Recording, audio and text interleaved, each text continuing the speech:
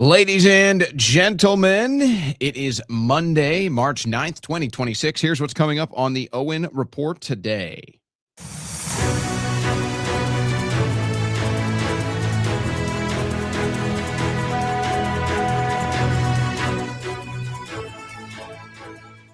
Well, it was another wild weekend in the not a war, certainly not a regime change war for Israel, war in Iran. We got a lot of developments there, and it seems we're kind of into this news cycle where you either believe the mainstream news narrative or you don't. But most of this is happening in the Trump support base more than anything else. So we'll explain that, but we have to go back because this is what it's all about. We have to go back and listen to what Trump said on the campaign. So we are going to do that again. We're not going to let this thing go and sit here and be gaslit and told that this isn't promises broken. This is absolutely promises broken. Absolutely. And I was actually on a panel on Piers Morgan earlier today with Carolina Sunshine and Will Chamberlain, and I'd never spoken to either one before. And then afterwards, Carolina reached out, and it was like, yeah, this is what we're doing to neocons now. We don't like the neocons. We thought we defeated the neocons in 2016. We thought, as Trump said on the campaign, we were removing them from the party. And now here we are dealing with them again. And that's what this is. And you can watch the exact same propaganda play out. So we're going to look at that. We're going to look at some of the recent commentary from over the weekend from the American media as well. You can see where they're trying to drag Trump into this even further. They're trying to yank him along. And then because of something Tucker Carlson said this weekend, which we kind of already suspected was the case, how they were basically doing this intense gatekeeping campaign on President Trump himself so that he couldn't even really see what was going on. And so that's why they keep putting their propaganda agents on Fox News, because that's what Trump sees. And then they try to control the media coming in and out so that he doesn't hear what's really going on.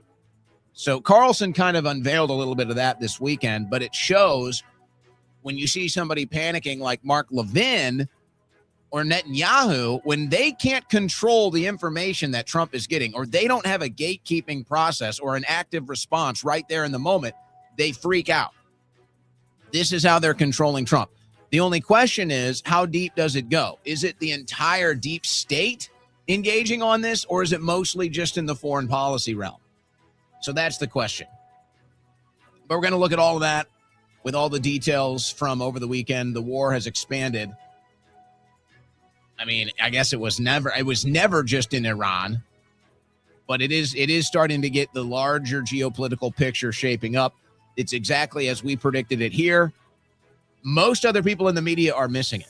And of course they are when they're watching the mainstream media, when they're watching Fox News. They're not understanding what's really going on. So I ran into a little bit of that today in the debate panel as well. They really think all the Gulf nation states are with us. They really think all of Europe is with us.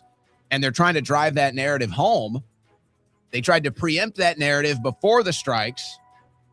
Now they're trying to drive it home. It doesn't exist. It simply doesn't exist. And then some other odd actions taken by the Trump administration and then the Trump family today. I think we're going to get deeper into this AI story that we kind of avoided last week just because there was so much war news. But this AI story, I think, is very important. And when you think about the implications of artificial intelligence, the energy it's going to need, the surveillance, the whole thing, the government, the justice system, war, it really is it might be a bigger story than the Iran war. If the Iran war goes nuclear or, something like that, then okay. But this AI story is serious. They are now, multiple different AI agents are coming out and saying, we don't even know what's really going on with this stuff. We don't even know. We don't even know if we can control it. We don't even know if we are controlling it. And they're trying to raise the alarm, and they're penning these letters. They're leaving these jobs. And nobody's picking it up, by the way. Nobody is picking it up. Speaking of nobody picking it up, there was a big stolen election move in Arizona that nobody really cared about. This news update was brought to you by OwenSchroyer.store, the official site for Owen Report merchandise. All right, we got a story in the news today. I'm not gonna give it away now. I want to do a deep radio tease, but we got a story in the news today. Actually, multiple stories talking about how people are panicking right now. They're panicking when it comes to the emergency preparedness market. It's a good way to put it. The elites, the rich, the politically connected. It's a big story. We got a couple of them in the news today. They are panicked and are heavily investing in emergency preparedness. All right. Well, how much can you really do up there? Well, with this deal right now from our friends at My Patriot Supply, with this deal right now to my audience at preparewithowen.com, here's what you can do. You can scan the barcode on the screen right now. This will take you right to this offer, a 4-week free kit, a 4-week food kit plus 1 free week ammo can. So you get the normal, one of their top sellers, 4-week emergency food preparedness, and then they give their famous 1-week ammo can, which is good for traveling, road trips, out into the wilderness, what have you. They're throwing that deal in for free. This is the highest quality emergency food available. And it has the highest quality storage as well. It comes ready to be stored, and it has a shelf life measured in decades with nearly or more 2,000 calories a day. Real meals made with real ingredients, no artificial flavors or colors. That's why we go with our friends at My Patriot Supply. Go to preparewithowen.com, preparewithowen.com. You'll find this deal available for you, or you can just scan that barcode right on the screen, and it'll take you right to the offer. Preparewithowen.com. Turn my hood to 1-1.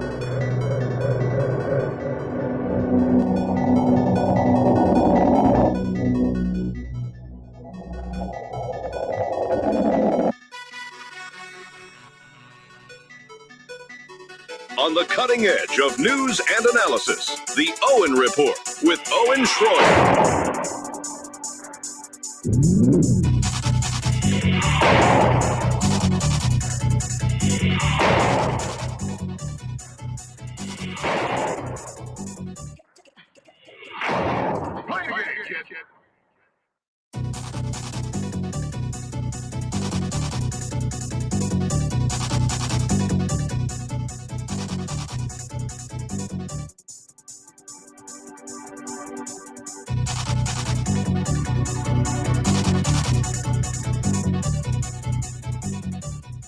All right. How was everybody's weekend, huh?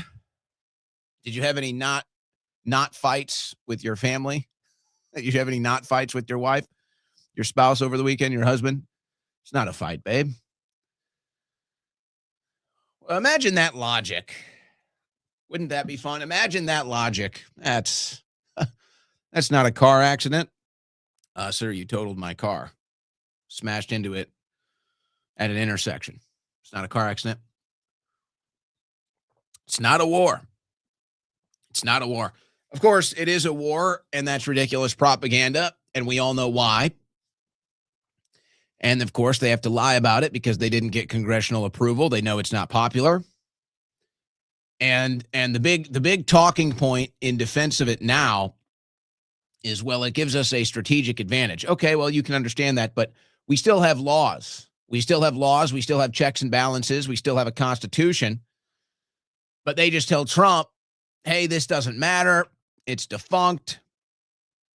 Nobody cares. And Obama did it, so you can do it too. Well, you can debate whether or not you support the war in Iran. It's good, it's bad. Plenty of debate there. Obviously, it's been a debate for decades. The Middle East, Israel, this debate's been going on for decades. But here's what is not up for debate. It is 100% broken promises. 100%. That is not up for debate. And I've noticed, and I think this is fair, and I don't like to generalize, but I think we can all see it. It got a little clearer for me, some conversations I had at the end of last week, this weekend.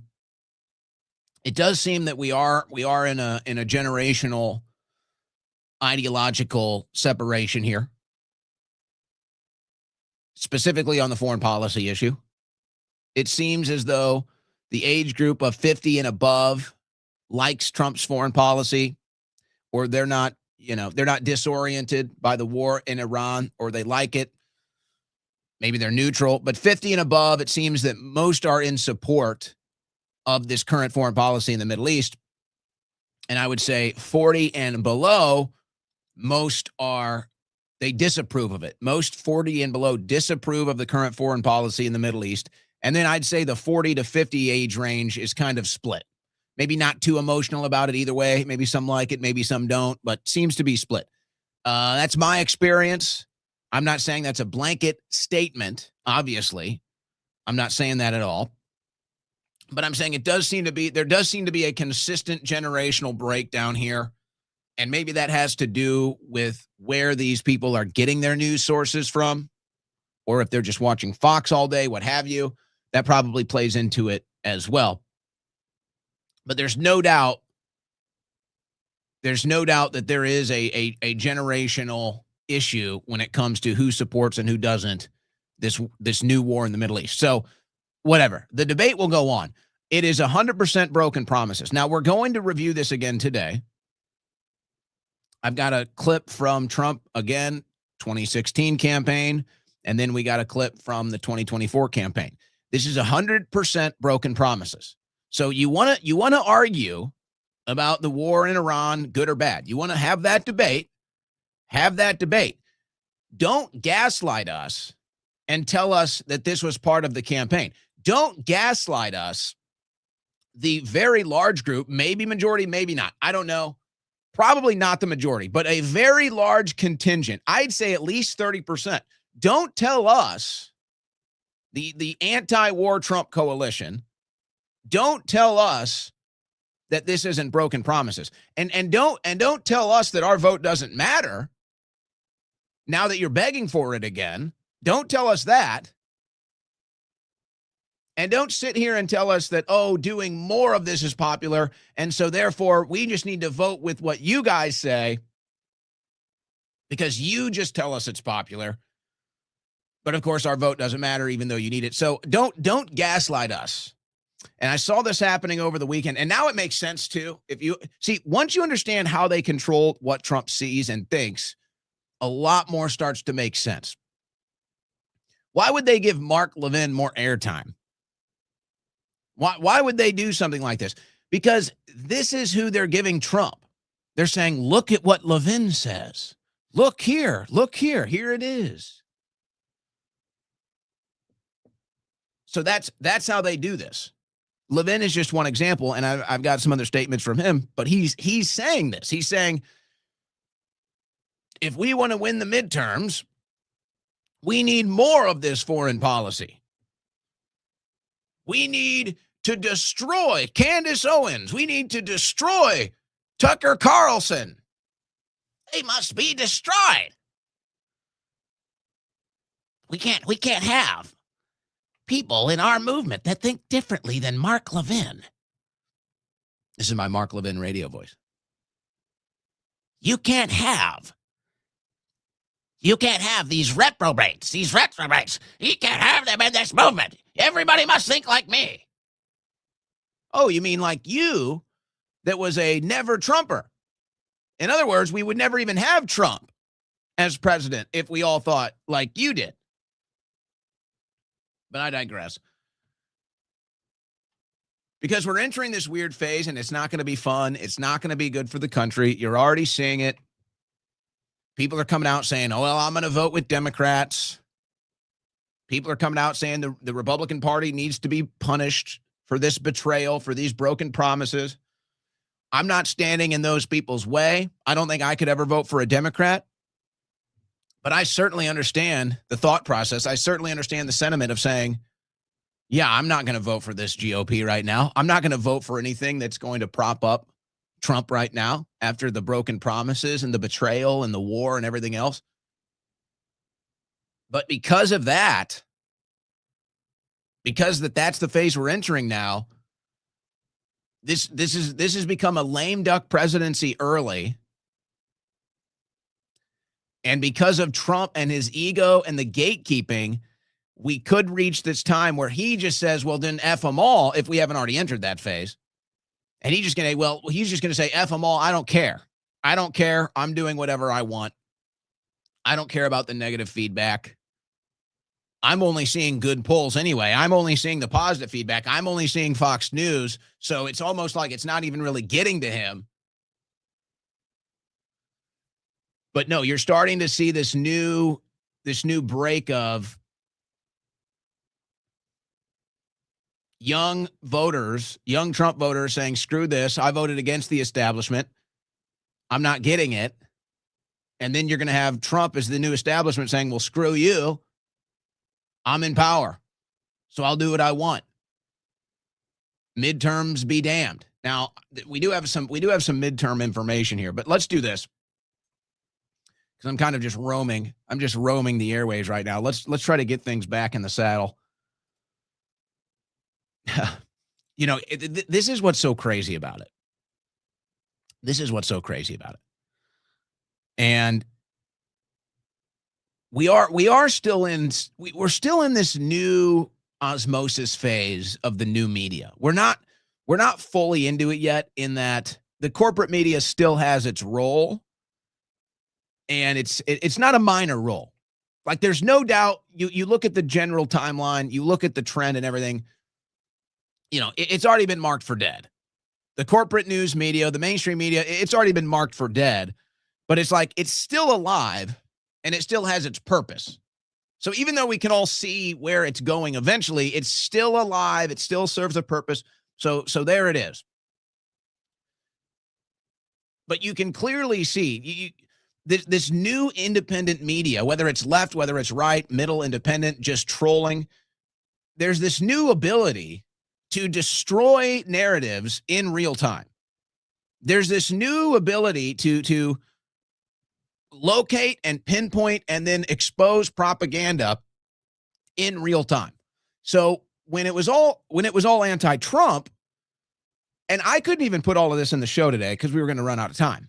But like, there's all the clips. I'm sure you've seen them.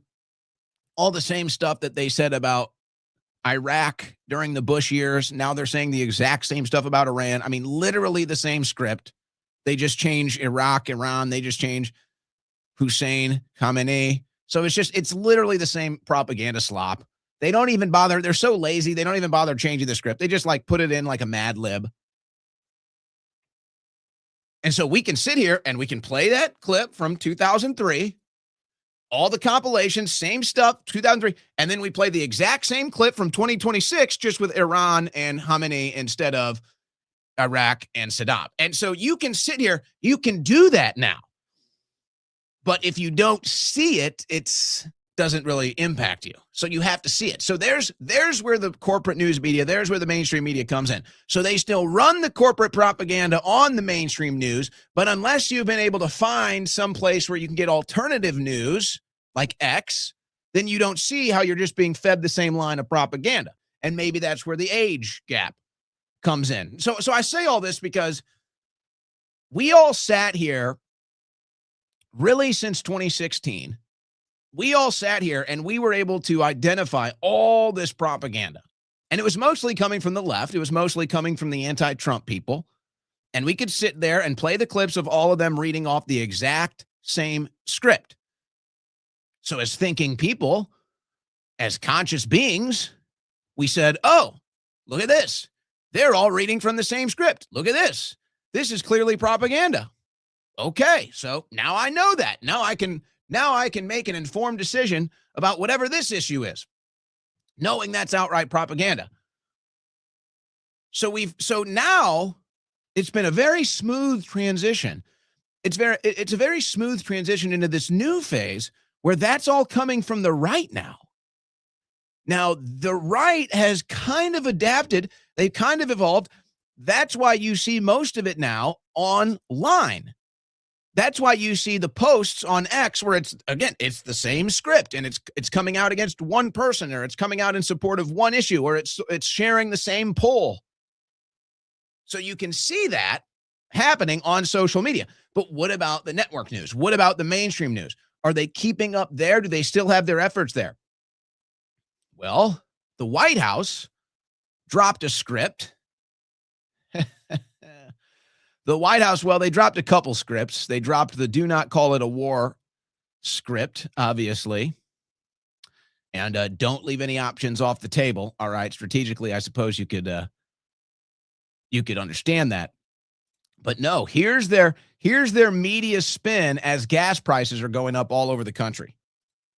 This is a short-term disruption for the long-term gain. Short-term pain for the long-term gain. Short-term pain be for long-term gain. We're going to have some short-term pain with long-term gain. Short-term pay for a long-term gain. Some short-term pain, yes, but we've got some long-term gain. Short-term spike for a long-term gain. Some short-term pain for American consumers. We may have to deal with that in the short term. Short-term and temporary. Temporary short-term pain. It's going to suck in the short term. Some short-term pain. Short-term pain. We have to focus on the short-term. Short-term. Short-term. Short-term. Short-term and long-term. Short-term. Hopefully this is a short-term pain. Short-term is highly outweighed of the long-term benefits. Some short-term pain for the long-term gain. Short-term sacrifice for a long-term gain. This is a short-term disruption for the long-term gain. Wow. I'll tell you, guys. I mean, whoo, that's some good stuff, isn't it? I'm sorry, guys. I'm sorry. I didn't get my script. Guys. My short-term pain script never came in. So I don't know. I don't know what to say. I'm an empty-brained, a mush-mouth corporate news media hack, and I can't say anything without my short-term pain, long-term gain script. I don't have the script. News with a script. How do you like that? News with a script. Unbelievable. So, I don't know. I think that the media landscape is still shifting sands, but it's starting to get a little clearer here, isn't it? It's starting to get a little clearer now. And perhaps we won't have solidified the new media landscape until we get a little deeper into this war, or we get a little closer to midterms.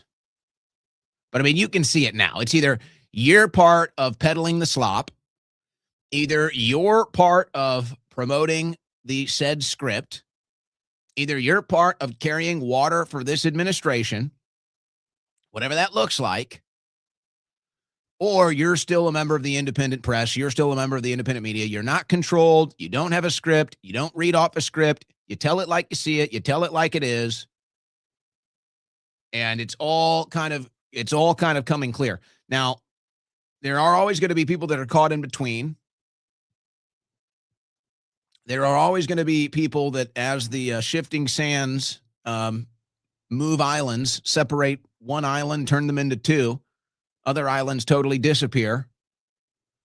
There will be people that get caught in between. They get stuck in that water and can't decide where they want to go. They want to see which way the wind blows. They want to see where it's going to be more comfortable for them. And so, they're kind of flirting with the, do I go over to just the pro-Trump island over here and just carry that water? Or do I go over here to the independent media over here and I'm not beholden to any agenda or administration, and I could go over there, but I don't know what's more comfortable for me. What's better for me? I don't know. So you kind of get to see who those people are too. Now you get a little idea of where those people are at. But hey, let's just go right to Trump, shall we?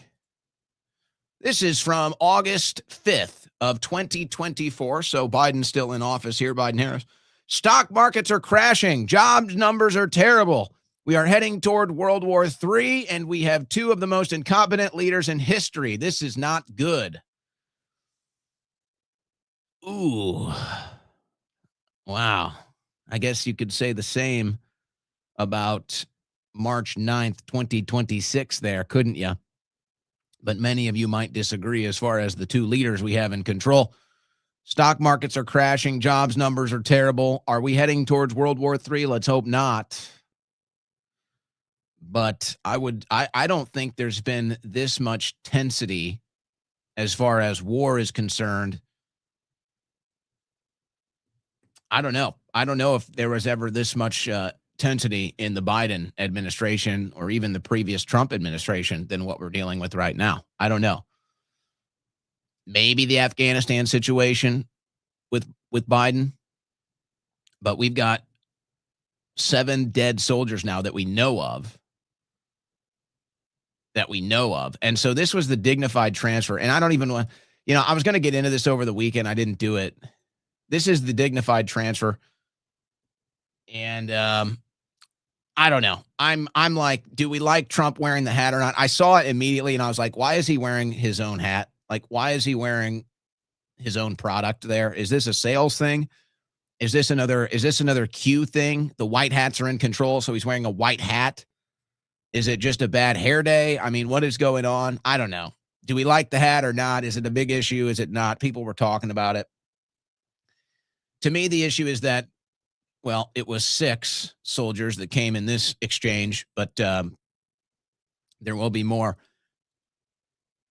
I didn't do this because you don't want to touch this one except just, feed it to you straight. So I didn't go there this weekend, but there was a big issue. There was this huge ordeal because somebody put up an AI video of a kid crying on a casket, bringing home a dead soldier. And it was obviously AI, but I just shared it, saying like, this is what we're going to get. People are like, oh, that's AI, take it down. I'm like, well, it's obviously AI. The point is that this is what we're going to get. So I was going to say, in response to all those people that attacked me, I'm like, hey, this isn't AI. What are you going to say now? This isn't AI. These are the dead Americans coming home from this war that you support. This isn't AI. What do you say now? And I didn't want to do that over the weekend. I didn't want to do that in response, especially on X, where it's just so toxic over there now when you just do basic news coverage or commentary. But yeah, it's not AI anymore. That's actually happening now, and it's only going to get worse. I don't know if the official number is 7. Who knows? Who knows what the real number is? There are all kinds of reports, all kinds of rumors. We won't get into that, but who knows what the real numbers are? And they keep saying, prepare for more casualties. There'll be more casualties. Is that because they already know the number is bigger, or is that because they know this war is going to go on for a lot longer? It's not good either way. But we go back to Trump.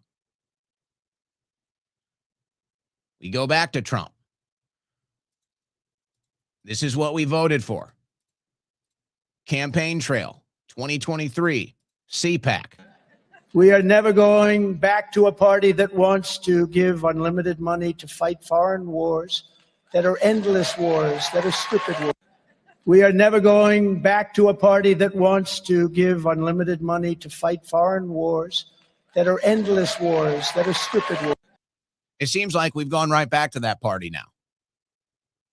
It seems like that's exactly the party we've now gone back to. And those that defeated that party or thought we defeated that party in 2016,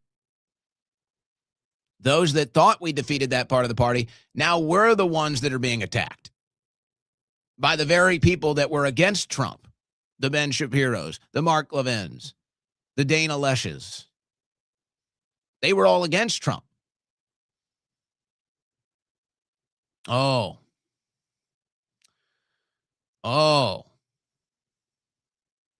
we're not giving it back to the neocons. We're not giving it back. We're not giving the party back to the people who want forever wars with unlimited spending. But now here we are. Is that not back? Is it really not back? And if they say it's not back, what is the threshold? See, this is the answer. These are the questions and the answers that are just not being met with because they can't answer the questions. And I get it strategically, but yet here we are. It's still a fair question. What are the thresholds? What are the thresholds of numbers of dead Americans that you would accept for this war? What is the cost threshold? 100 billion, 200 billion, a trillion? What is the cost threshold? Who's discussing this stuff? What is the days? Is there a time threshold? So it is giving the party back to the neocons, the forever wars with endless budgets and endless dates. It's exactly what that is. So I already have the question. My threshold was 0. My threshold for foreign wars was $0, 0 dead soldiers, and 0 days. So my threshold has already been crossed. That's my threshold. That's my threshold. That was a lot of other Americans' thresholds. Some might not have that. Some might say, no, you know what? It's okay. Some might say, yeah, you know what? It's okay. We can't have X amount of dead Americans. We can't have X amount of dollars. We can't have X amount of days at war. But let's hear it. Let's hear your thresholds. My thresholds were 0. Mine were crossed. Simple as that. What are the thresholds? So, but why not go back? Because this is what put Trump over the top. This is what really put Trump over the top in 2016 when he called out these wars and stood against these wars on the Republican debate stage. Obviously, the war in Iraq was a big, fat mistake. All right? Now, you can take it any way you want. And it took Jeb Bush, if you remember at the beginning of his announcement, when he announced for president, took him 5 days. He went back. It was a mistake. It wasn't a mistake. Took him 5 days before his people told him what to say. And he ultimately said it was a mistake. The war in Iraq, we spent $2 trillion, thousands of lives. We don't even have it. Iran is taking over Iraq with the second largest oil reserves in the world. Obviously, it was a mistake. So George Bush made a mistake. We can make mistakes, but that one was a beauty. We should have never been in Iraq. We have destabilized the Middle East. But so you still think he should be impeached? I think it's my turn, isn't it? You do whatever you want. You call it whatever you want. I want to tell you, they lied. Okay. They said there were weapons of mass destruction. There were none, and they knew there were none, obviously. That's what did it right there. That's what won Trump the 2016 Republican nomination and election right there. When he was able and willing to call out the military-industrial complex, to call out the corruption right in front of the Republican Party where most of it existed as far as the neocons and the military-industrial complex, right there, that's where he won. That's where he won the election. And I think what happens, and maybe I'm being nice, maybe I'm generalizing, but as a student of human psychology, this is how I see it right now. You have a populist movement in this country that is mostly independent. And they go through these election cycles and they have the same realizations, which is no matter who gets into power, you generally get the same result. Now, there might be some different domestic policy issues that kind of get sorted out or not sorted out. And then there might be a little bit of difference as far as the approach to foreign policy is concerned. But generally speaking, you get the same result. You get the same tab. You get the same propaganda. You generally get the same result. So what happened in 2016? So you have these neocons that are suffering. They're suffering through 8 years of Obama, which was the backlash for 8 years of Bush. Obama, who ran and won against George Bush's foreign policies. That's how he was able to win, just like Trump in 2016. That's how Obama won. That's how he beat Hillary Clinton during the primary and then won.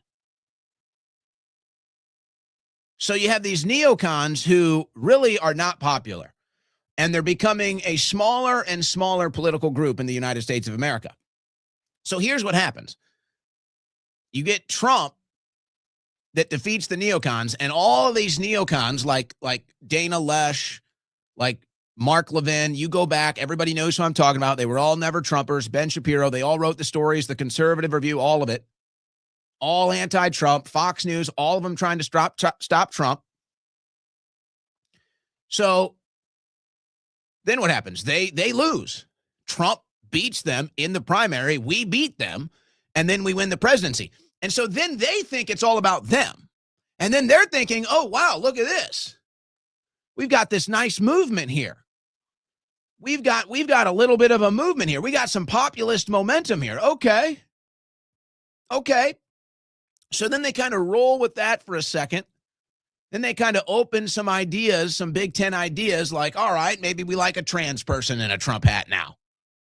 It's like, all right, yeah, okay. Yeah. Oh, we like Trump waving a gay flag. Okay. It's like, all right. So the neocons, they see this political block, and they're thinking, oh, look at this momentum. Look at this stuff. And then in some process along the way, they think it's them. In some weird, deranged, faulty mindset, they get to this point where they're looking at the Republican success. They're looking at how popular conservative politics are, and they're thinking, this is about me. I did this. Wow. So then in that transformation where their mind thinks it's their ideas that are popular, they take over the party, just like they did with the Tea Party movement. They take over the movement. They take back over the party. They re-inject all of their neocon garbage, and then the party dies. It loses all momentum. The populists are out. The independents are out. The non-war people, they're out. And then the neocons look around, and they're like, well, what happened? Because you guys are not popular. And not only now are you not popular, your demographic size is shrinking. So they're lashing out. They can't understand what happened to this powerful movement. They can't understand how they blew it so badly. And now, because it's so unpopular, and now because they blew it so badly, now their mask has to come off, and they have to show you who they really are. So in a way, it's healthy. But hey, short-term pain for long-term gain. That's what they tell you. 2 weeks to stop the spread. Huh? Come on, man. 2 weeks to stop the spread. Short-term pain for long-term gain. 2 weeks to stop the spread, guys. And these hypocrites, they're so easy to spot because there's always a post. This is one of those Trump accounts here. 2.2 million views on this beauty. I will have no issue paying $1 more per gas to end 47 years of Iranian regime terror. That's a small contribution to freedom. I'm glad to make it right from the trough. I mean, just slopping it up, just rolling in the slop, spreading the slop. Oh, yeah, slop. Oh, yeah, give me that slop. And, of course, our friend over at Nick's Danks Meme. There's always a post. Here he was 2 years ago. I'm telling you right now, when gas prices spike again and the Democrats start war, oh, well, you know, there's a war going on with Iran. Cut them off mid-sentence and state very clearly, quit making war, dipshits. Oh, I guess that's you now, Pino Americano, MAGA. His name's MAGA. I guess that's you guys now. So can we cut you guys off mid-sentence and say, quit making war, dipshits?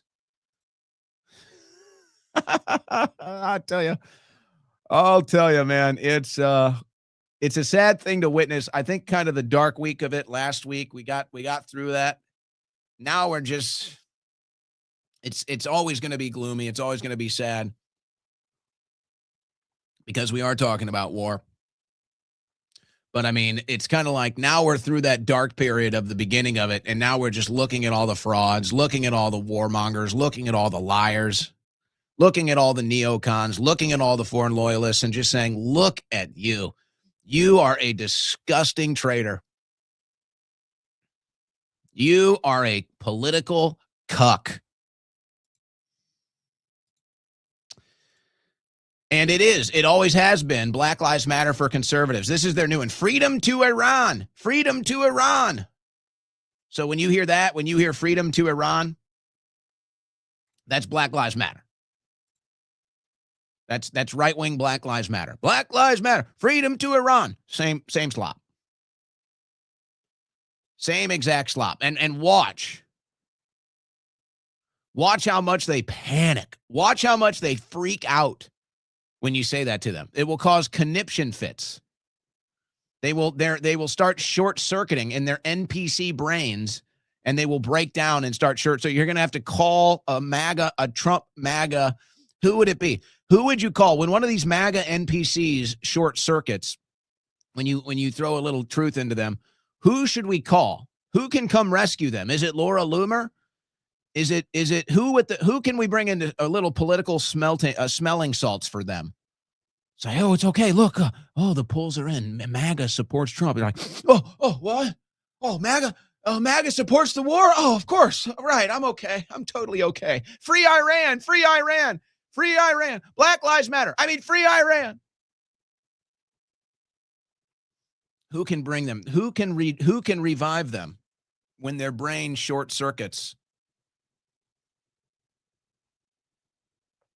I bet they're in the chat right now. I bet you they're in the chat right now. Just spazzing out. Just spewing. Maybe Mark Levin can help him. Mark Levin, the guy with the winning strategy, the never Trumper you can always trust. So I guess there's a big GOP meeting in Florida. So Levin, he's mad. Levin is mad he can't be there. So that's good news. Levin won't be there. Message to the Republicans meeting in Florida for their annual summit. I bet Levin lives in Florida too. I don't know. Maybe. But that'd be even funnier if he's in there and he's in Florida. They don't even invite him. The House GOP is having its annual meeting to discuss future policies and strategies, among other things. If I were speaking to them, thank God you're not, but of course you gotta lube up your bald head and squeeze it into the conversation anyway. I would make clear that if they do not address the issue of anti-Americanism, he doesn't care about that, Christian bashing, he doesn't care about that, and anti-Semitism, there it is, and the likes of Tucker Carlson and Candace Owens, they will lose the midterm elections. The battle is being waged largely without the participation of the Republican Party, even though it is eating away at the party. So that is hyperbolic right there. Obviously, there are other important issues as well, but their silence on this problem is deafening. This is not going away. It's getting worse. Now, so first of all, this is obviously the opposite advice. If you want to save the midterms, this is the complete opposite. If you want to save the midterms, whatever Mark Levin is telling you to do, I would do the opposite. This is the never Trumper. He was a committed never Trumper. So what changed? Imagine Mark Levin thinking that he and his audience has more influence than Tucker Carlson or Candace Owens in 2026. Mark Levin, whatever audience Mark Levin has zero influence over anything. Because it's the same NPC hive that's going to do whatever they're told. It's the same NPC hive of political cucks that just do what they're told. So he's not moving anything. Tucker Carlson and Candace Owens, on the other hand, they have an audience of independent-minded people. They have an audience of people that aren't committed to anything but are curious and then make up their minds. So the fact that Levin even has to post this tells you that he's panicked because his politics are not popular inside the GOP, and Tucker Carlson and Candace Owens are more popular than Mark Levin is at this time in the media landscape and have more influence than Mark Levin at this time in the media landscape. So what is this really all about? It's all about a bad foreign policy. It's all about an unpopular foreign policy that, of course, Mark Levin, as an Israeli loyalist, he likes the foreign policy because it benefits Israel. Whereas somebody like Tucker Carlson and Candace Owens, who don't have ties to Israel, they don't like the foreign policy because it's not popular and they don't have any loyalty to Israel. It's that simple. It's that simple. But this is what Netanyahu has been panicked about. This is what Mark Levin is now panicked about. They can't stand it if Trump is having conversations about Middle East foreign policy and Netanyahu is not there listening in, trying to manage whatever conversation is being had. This has reached the media dozens of times since Trump has become president, how Netanyahu panics when he doesn't have at least a liaison or a surrogate at the table, if not himself. Now there's Levin. You have GOP strategy meetings happening, and Levin is pissed because he can't be there, making sure everybody knows to hate Tucker Carlson and hate Candace Owens.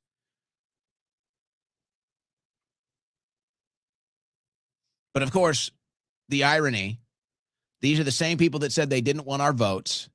These are the same people telling us how we're not impactful. Nobody cares about us. We have no impact on anything, no influence. And yet here they are panicked, wanting to have entire GOP annual meetings about us because of how scared they are at the potential results in the midterm elections. What do you think is going to happen, Levin? You can't win us back. You can't win us back. And if he doesn't have the president's ear, he goes on Fox News and says this, hoping it'll reach the president. Polling? Seriously? Okay, I got a poll for you. The latest poll shows that 92% of MAGA supports the president of the United States. These are look at how nervous this little man is. He's always nervous. He's always shaking on air. This was the MAGA slop that came out. 90% of MAGA supports this war. Okay, well, how are you taking these numbers in? If that number is true, which it doesn't add up in polling data, it actually doesn't add up. The only way that number adds up is if you say you support the war in Iran MAGA, if you're neocon MAGA, or if you even claim to be MAGA at all. Most people have abandoned MAGA, or MAGA has abandoned them, so they don't even identify as MAGA. So if you're saying 92% of people that agree with the foreign policy of the Trump administration agree with this, then that's 92% of MAGA. So that is a rigged poll. All the same digital media influencers posted the same poll over the weekend. Levin took it to Fox News, hoping Trump would see it and say, oh, this is popular. Oh, people like this, huh? Even though everyone knows it's not. articles of MAGA split. MAGA's not split. You got a couple nut jobs who are not MAGA. So now MAGA's not split. If MAGA wasn't split, he wouldn't be doing this segment. And then he says, oh, these people weren't MAGA. Those were the people that were MAGA before he was. These are the people that were MAGA while he was never MAGA. This is an unreal thing to witness. Or like neo-fascists out there. Oh, you're a neo-fascist. They have their own little audiences that apparently don't represent anybody. So I wouldn't sweat that media. MAGA's not. Yeah, here he is sweating. Here he is on his show sweating. Here he is on X sweating. He has more blocks. He's blocked more people on X than anyone else on the platform.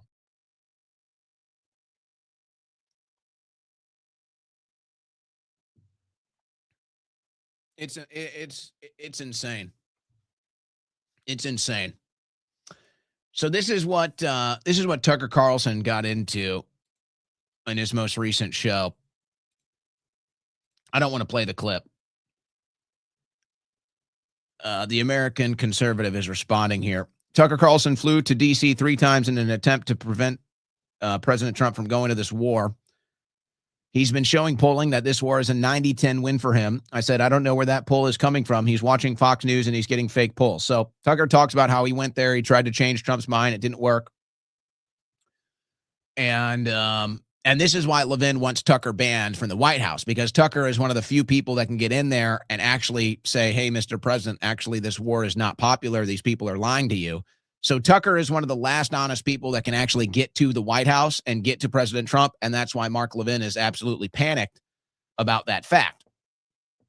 Mark Levin and the neocons want to be able to lie to President Trump and deceive President Trump into making bad or unpopular decisions like this war in Iran.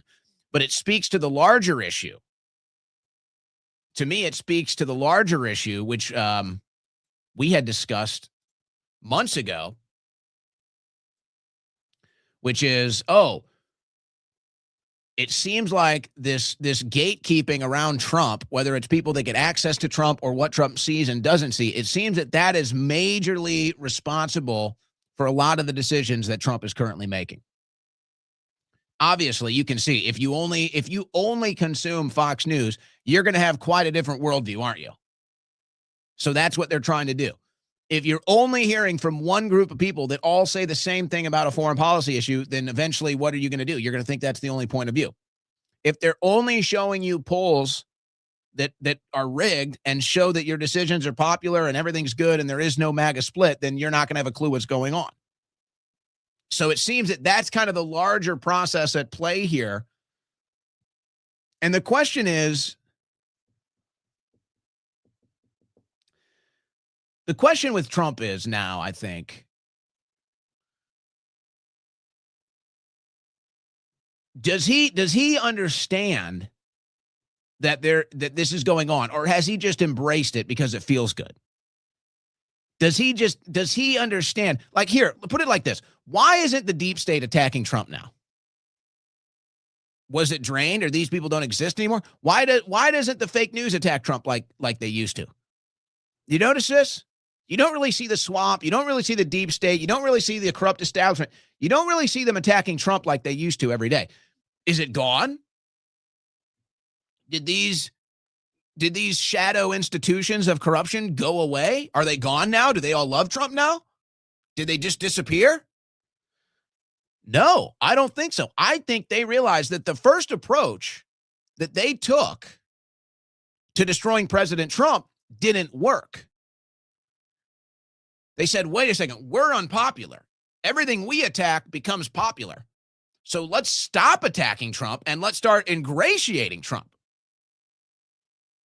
Let's stop attacking Trump and let's pretend, or maybe meaningfully, get on board with Trump. Let him dictate things for a while. Just kind of let him do his thing. And then eventually it'll be the total sabotage of the MAGA movement. And we just have to let Trump do what he wants to do. And we'll just ingratiate him, and we'll just make sure he sees what he wants and thinks that it's all popular. It's like, oh, okay.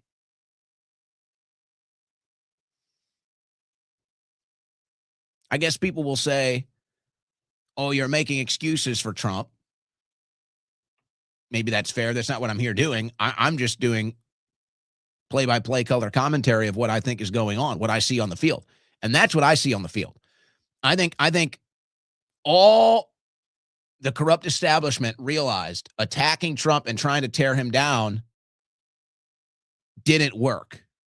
It only made him more popular than ever. So instead, they said, well, why don't we be friendly with Trump? Why don't we get in there, be friendly with Trump, use his ego and narcissism against him, convince him these things that we're doing are popular, then that'll destroy MAGA, that'll disrupt this momentous voting base that he had, and then we can kind of get back to Swamp 101.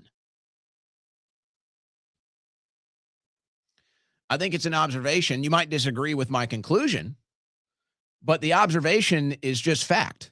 Trump has betrayed his promises. Everything he said about war in the Middle East, he has totally turned head and gone the other way. That is a fact. You can disagree on my conclusions as to why, but you cannot disagree with the fact that that is exactly what's happening. You're listening to the Owen Report on the Win Network. All right, first break of the show. That means go get your coffee from our friends at blackoutcoffee.com/Owen. And if you're thinking, you take pretty short breaks here, how can I have time to run and get a cup of coffee? Well, that's because if you're smart, you've already gone to blackoutcoffee.com/Owen and you've gotten a box or 2 or 3 or even 4 of their instant coffee, their premium instant coffee.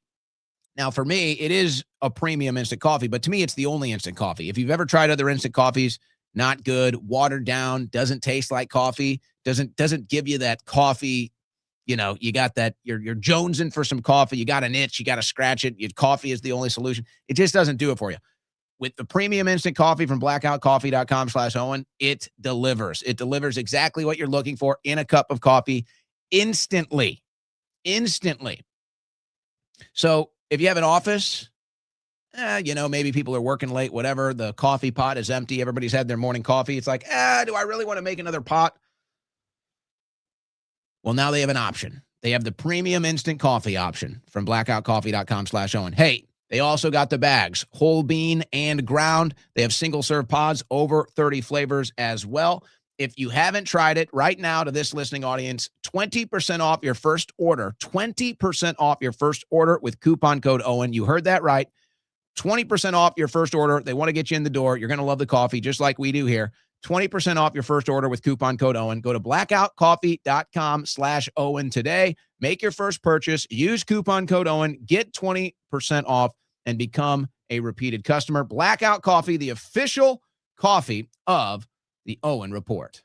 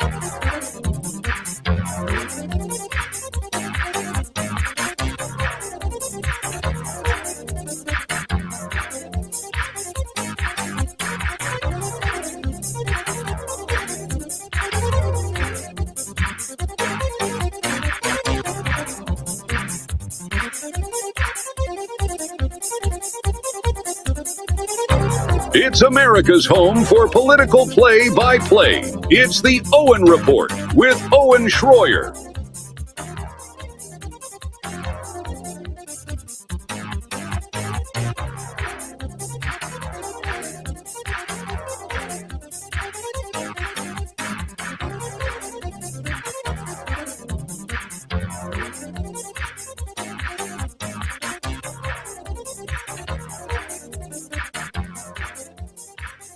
All right, let's get into the news now. The news, the latest on the Iran war, some of the surrounding news. I think there's still a lot of fog of war as far as what's actually happening on the ground. But we get a better idea of how the geopolitical stars are aligning over this weekend. Now, this is Democrat Senator Mark Warner. And he basically comes out here and kind of repeats everything that Rubio and others have said, but he's not really couching the statements in that, oh, we kind of made this decision on our own. No, he's implying that there are other forces at play here. Let's also be clear. I said before, I've said now, there was no imminent threat to the United States of America by the Iranians. There was a threat to Israel. We equate a threat to Israel as the equivalent of an imminent threat to the United States, then we are in uncharted territory. We have seen the goals for this operation change now, I believe, 4 or 5 times.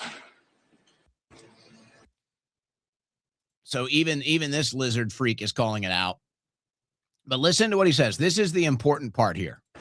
We equate a threat to Israel as the equivalent of an imminent threat to the United States, then we are in uncharted territory. I think that's the big statement right there. And it seems like we've been in uncharted territory for 47 years. And it seems like that's what this has been about. Our politicians who have sold us out treat Israel as part of the United States. And any threat to Israel is treated like a threat to the United States. And that's why we have poured $5 trillion into the Middle East. Now, as Bibi Netanyahu has said, sometimes you have to bomb America to get them involved in a war. And then he mentions September 11th, I guess maybe unintentionally insinuating that those were bombs in the towers. But I digress. It seems that is why our foreign policy is what it is. Because we treat Israel as the United States, which of course it's not. It's a client state of the United States. It is a benefactor state of the United States.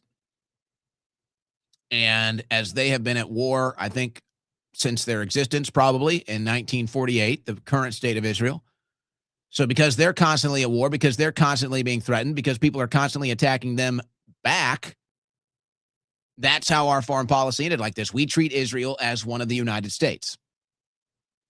And that's why things have been so unprecedented with foreign policy for all of these years. Now, like every other senator, like every other member of the House that came out of these meetings, they seem pretty shook. Who knows why that is? But there seems to be some genuine concern on this deal. And this idea that it's going all so smoothly, I don't think is accurate. I don't think it's accurate at all. So we've got some other geopolitical alignments here. Iran attacks breach international law, Swiss defense minister says. So the Swiss, who remain neutral on everything, have joined a bunch of other European countries in saying we can't be involved in this war, or it is even illegal. Now you have Egypt calls for joint Arab force amid regional escalation with Iran. Egypt has called on Arab states to strengthen joint security cooperation and consider forming a joint Arab force as regional tensions escalate following a conflict involving Iran, the United States, and Israel. So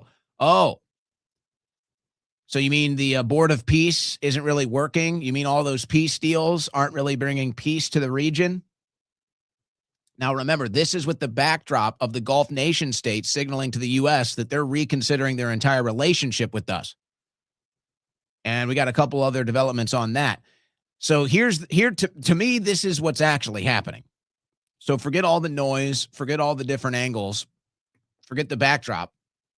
The Arab countries that were told that everything this administration, everything the Trump administration is doing was going to bring peace and prosperity to the region. It hasn't.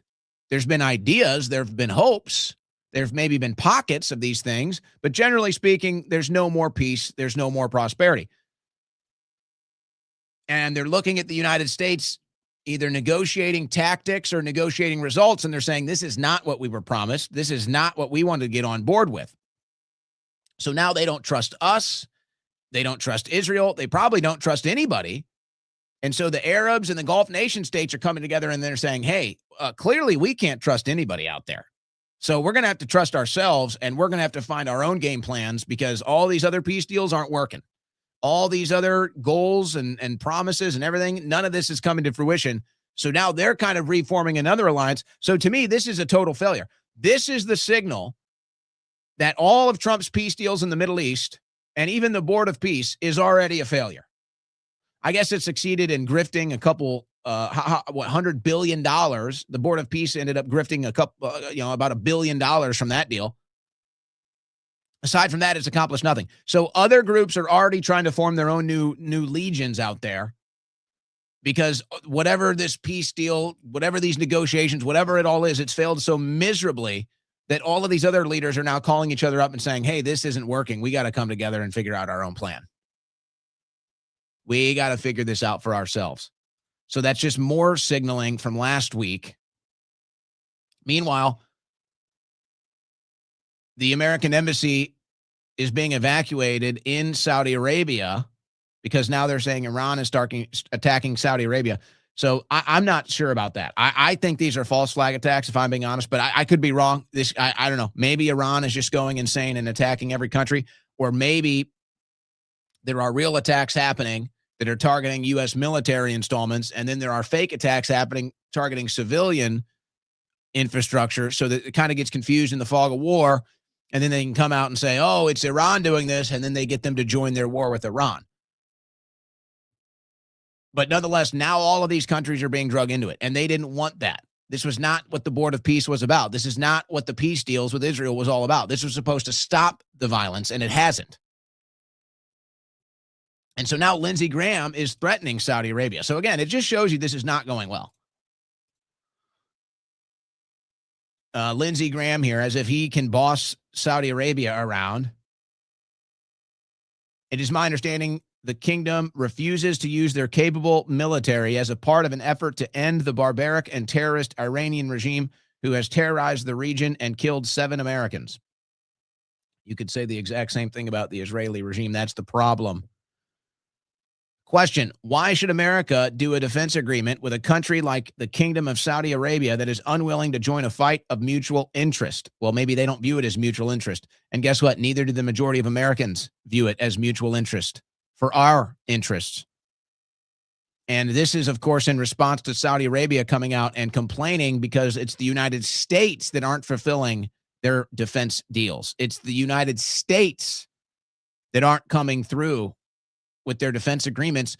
I think because the United States needs it all for this war with Iran, and I think they're telling these other countries, sorry, we can't have these contracts fulfilled because we need full production capacity right now. So Saudi Arabia is saying, well, you drug us into our war.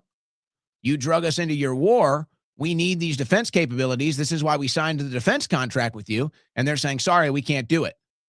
So Saudi Arabia is saying, well, then we don't want to be a part of this. If you can't ensure our defense and if we can't get the weapons we agreed to, then we can't be a part of this war. We can't put our people at risk. And by the way, those other investments we made with the other Gulf nation states, now we're going to come to the table and say, you know what, maybe we don't honor those agreements anymore since you're not honoring our agreements. The whole thing is falling apart. And then they want a new Arab Legion because all of Trump's deals are falling apart. And so that's why Lindsey Graham is attacking Saudi Arabia today. MAGA, you are Lindsey Graham now. Who are the barbarians? They're all barbarians. That's why I want nothing to do with them. Israeli air and tanks strike, kill 6 Palestinians in Gaza. So they're still over there killing Palestinians every day. The death toll for Israel's, what do you want to call it? Israel's war on the Middle East. It's basically what it is. The death toll continues to go up. Whether it's their actual military or just a in uniform soldier. Israeli settler in IDF uniform fatally shoots Palestinian in West Bank. Witnesses said the incident followed a confrontation over settlers encroaching on privately owned Palestinian land, marking the second fatal shooting since Monday involving reservist settlers. A military police investigation was opened into the case. So you can go see this video. Basically, you have these Palestinian cities that are still somewhat operational. And they're running shops, whatever, engaging in whatever commerce they can, trying to find food, whatever, just talking to one another. And then in comes the IDF. They clear the entire region. They tell them they're never welcome back. And so every once in a while, one of the Palestinians stands up to them, says, no, this is my shop, this is my land, and then they get shot and they die. And that way they don't get any other uppity Palestinians thinking that they can, keep their house or keep their shop or whatever it is. And of course, there's no punishment for Israel.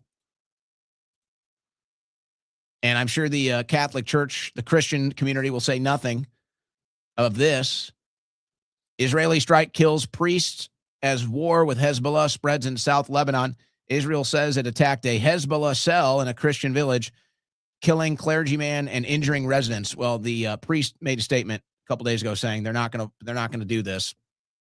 They're not going to be intimidated and lied to by the IDF. So they just went in there and blew them up. Now,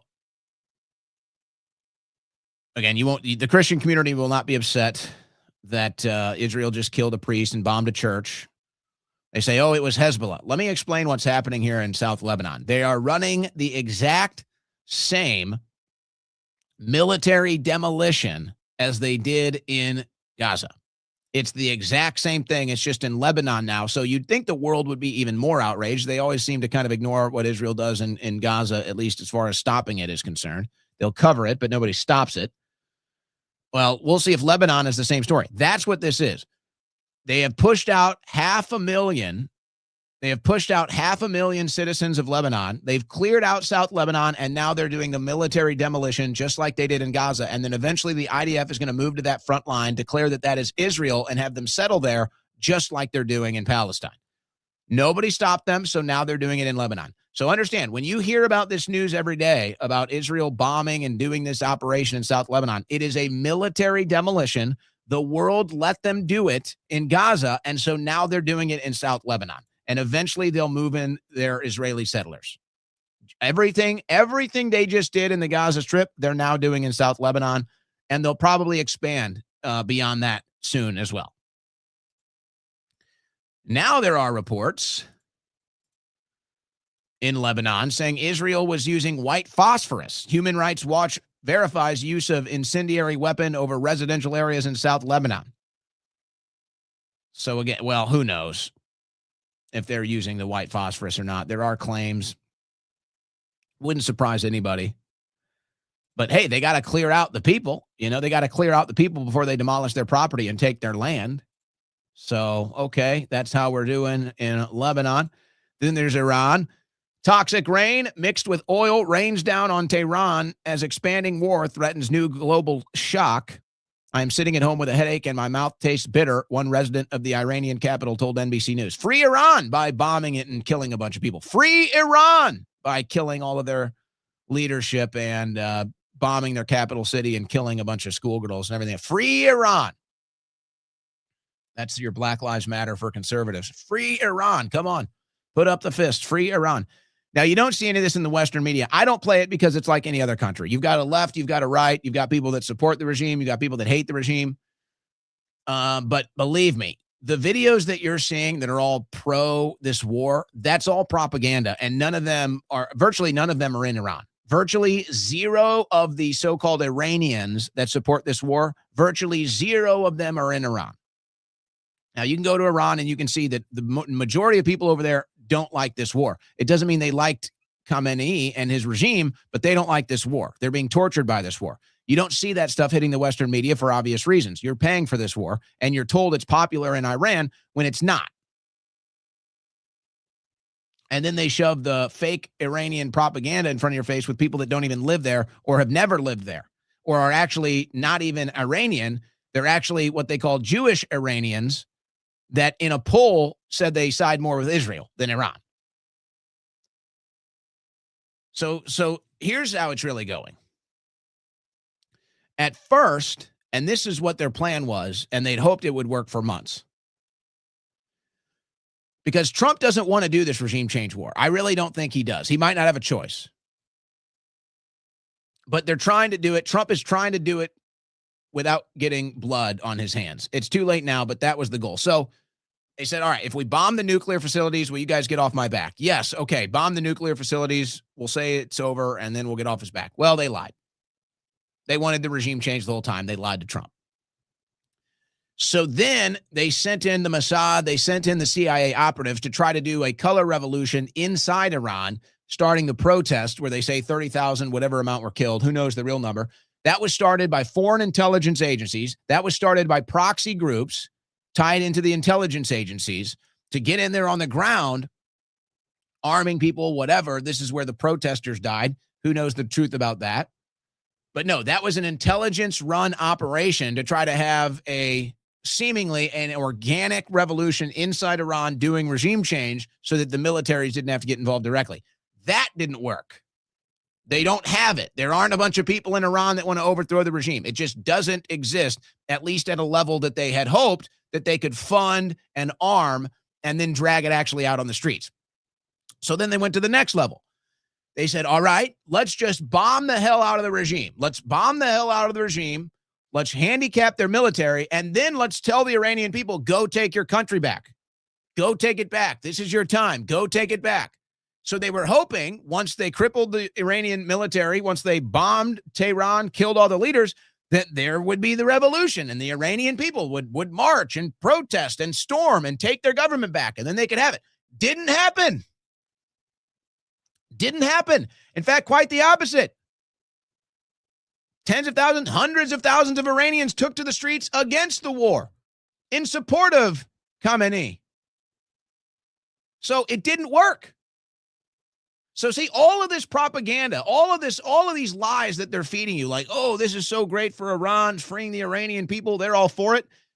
Where are they? Why didn't they do it? Why didn't they do it when the CIA and Mossad tried to arm them and lead them to do it? Why didn't they do it after we blew up their entire capital city, killed all of their leadership? Why didn't they do it then? Because it's all a lie. It's all a lie. Iran has people that support the regime, hate the regime, people in the middle, people in the, just like any other populated country. There was no taste for this revolution. There was no ability to overthrow the regime with the people of Iran on the streets. You were lied to. They tried twice, probably more than that, but they tried at least twice in the last couple months, and it failed. So this is where they're at now. They just have to bomb everything. So what are you going to do now that you have the younger Khamenei, who's apparently more radical than his father, and he's in power? You just killed his whole family. The people in the streets of Iran now support him, many of which probably wouldn't have before, but they don't like foreign countries bombing them, blowing up their oil into the air and causing oil rain. Oh, I'm sure that'll turn the Iranian people into our friends. I'm sure the revolutions on the streets that you failed to get twice, I'm sure now that you're blowing up their capacity for oil refinery, and I'm sure that, killing all of their leadership and everything else, I'm sure now you can get the revolution. No, it's not working. So I don't know what you do. I don't know what you do now that the younger Khamenei, who is even more radical than his father, I don't know what, and now he has a dead family. I don't know what you do. And now you have the people of Iran probably unified more than they've been because of this. Go figure. It's like, you understand, this is what's so unfortunate about people brainwashed by the Western media. You understand, for many of them, this is their 9/11. And I'm not trying to equate the two. I'm not trying to put the two on moral equivalence or anything like that. Just, this is a directional thing. This is an attitude thing. This is Iran's 9/11. This is what their regime is going to use to get momentum on their side, to rally people on their side, to rally the military in their support. That's what this is like. Just like 9/11 was used to unify America against the terrorists, the Iranian regime and their followers and their loyalists will use this to unify their people against Israel and against us now. That's how they look at this. So if you're trying to understand what's really going on the ground in Iran, there you go. They tried to have the color revolution on the streets twice, didn't work. Did not work. Now they have a new leader, Khamenei's younger son, who's more radical, and now they have their 9/11 event to rally Iranians to wave flags in the streets, to protest, and to garner up military support against their enemies. We're only in day 10. Let's see what happens. Dark like our future. Iranians describe scenes of catastrophe after Tehran's oil depots bombed. Residents report terror of smoke-filled city, from potentially toxic rain, air, and water to food scarcity and difficulty of escape. Well, that'll get them on our side. Yeah, we couldn't get them to fight our revolution before. I'm sure this will work. Or they've just given up. Or maybe they've just given up. Trump says oil tanker crews must show some guts and sail through the Strait of Hormuz. Imagine that. Imagine you're some oil tanker. You're on a ship. You're probably not even American. Who knows? You know, you're working for what? 50, 60 bucks an hour on one of these deals, just trying to keep some food in your family's home. And you got this large war going on. You're like, yeah, I don't really want to die in this war. Say, show some guts, soldier. It's like, dude, I just work I'm just a crew hand on an oil ship. Show some guts. They keep blowing them up. Show some guts. Imagine that. I don't think it's going so well. Now, oil got up to $116 a barrel. It has since dipped back below 100 last I saw. But if that's the message, let's see. If that's the message, yikes. I don't know how long that message is going to resonate with anybody. So it's down to 90 now. So the highest today was 116. It's the first time since, I think, 22, it was up to 116. And right now it is back down to 90. So that's good news. But that thing is very volatile. And I guess they convinced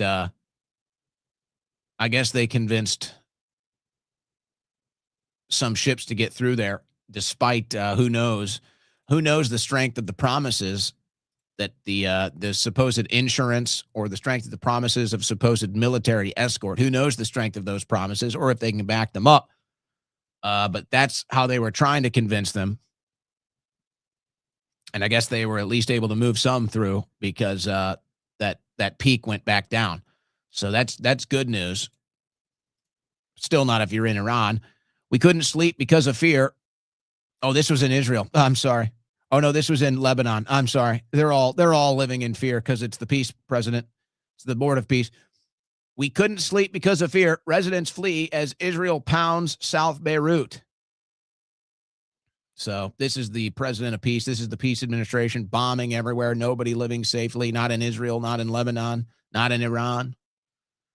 Now you got problems in the Gulf nation states. Hell, you got problems here.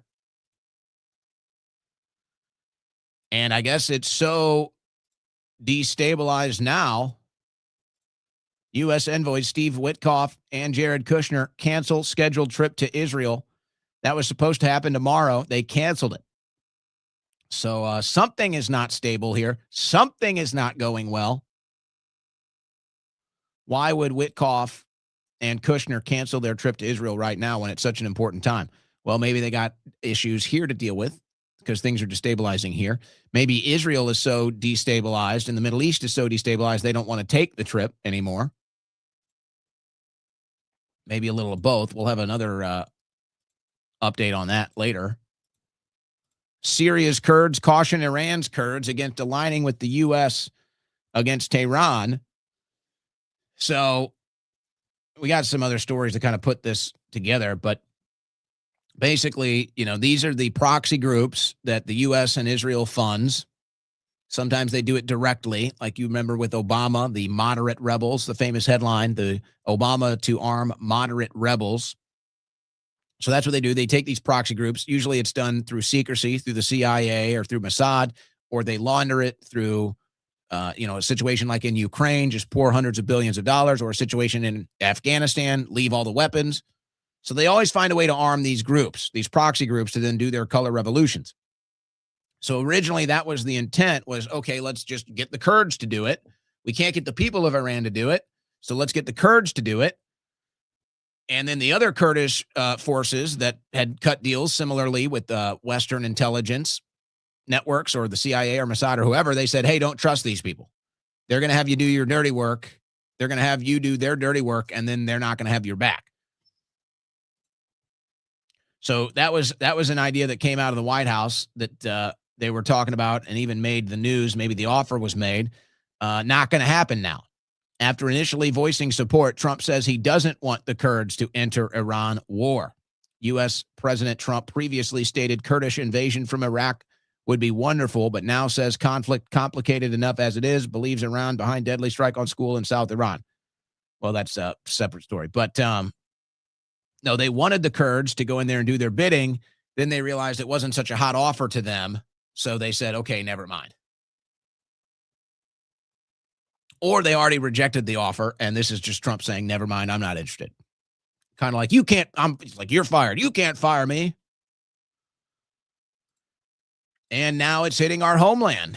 Last weekend, it was the shooting here in Austin. Now it's New York.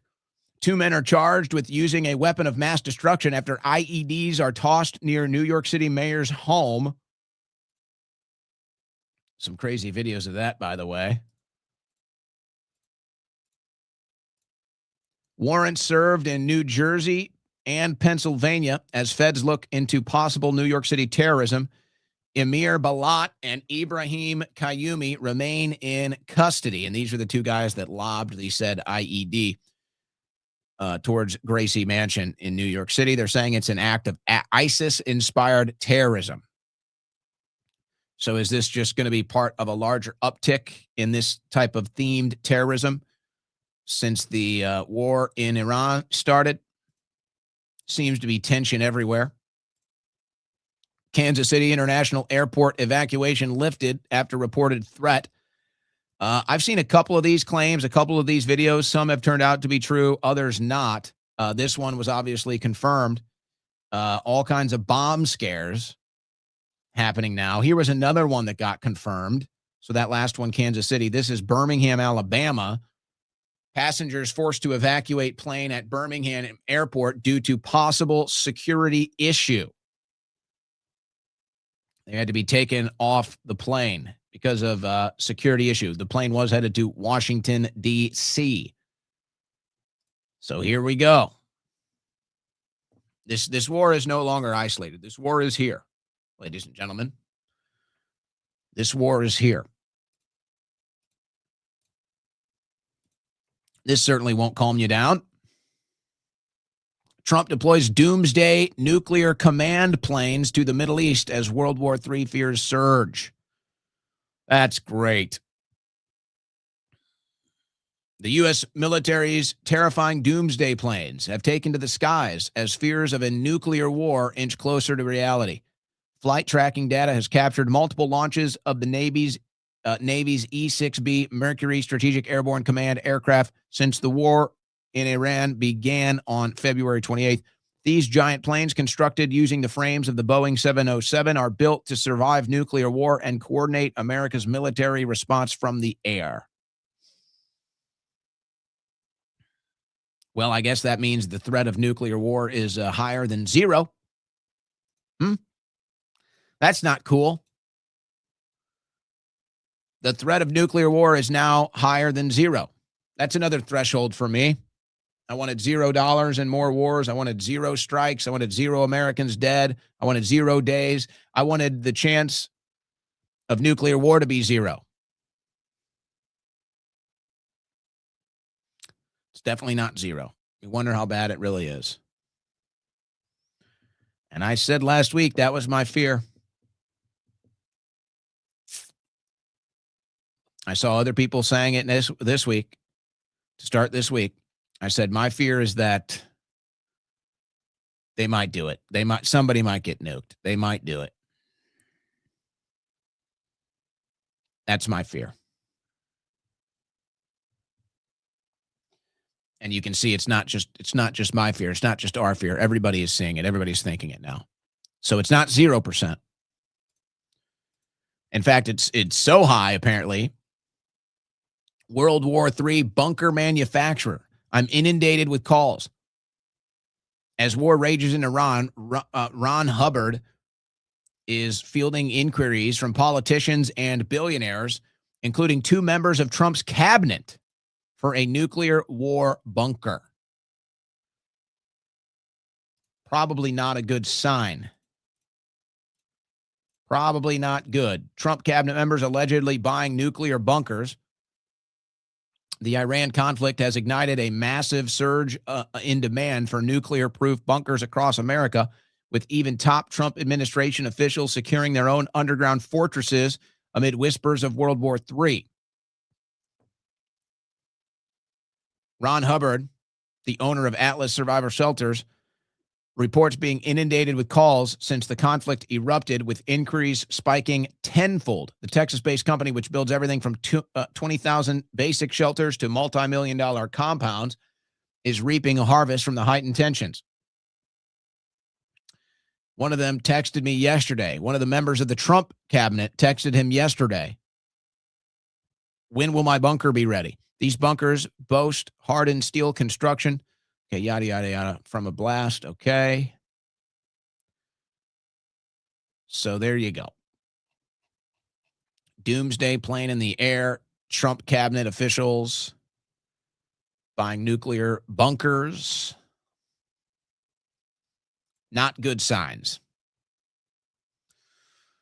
The peace president who was going to stop all these wars. And now everyone is looking for the nearest bunker. Maybe it's that.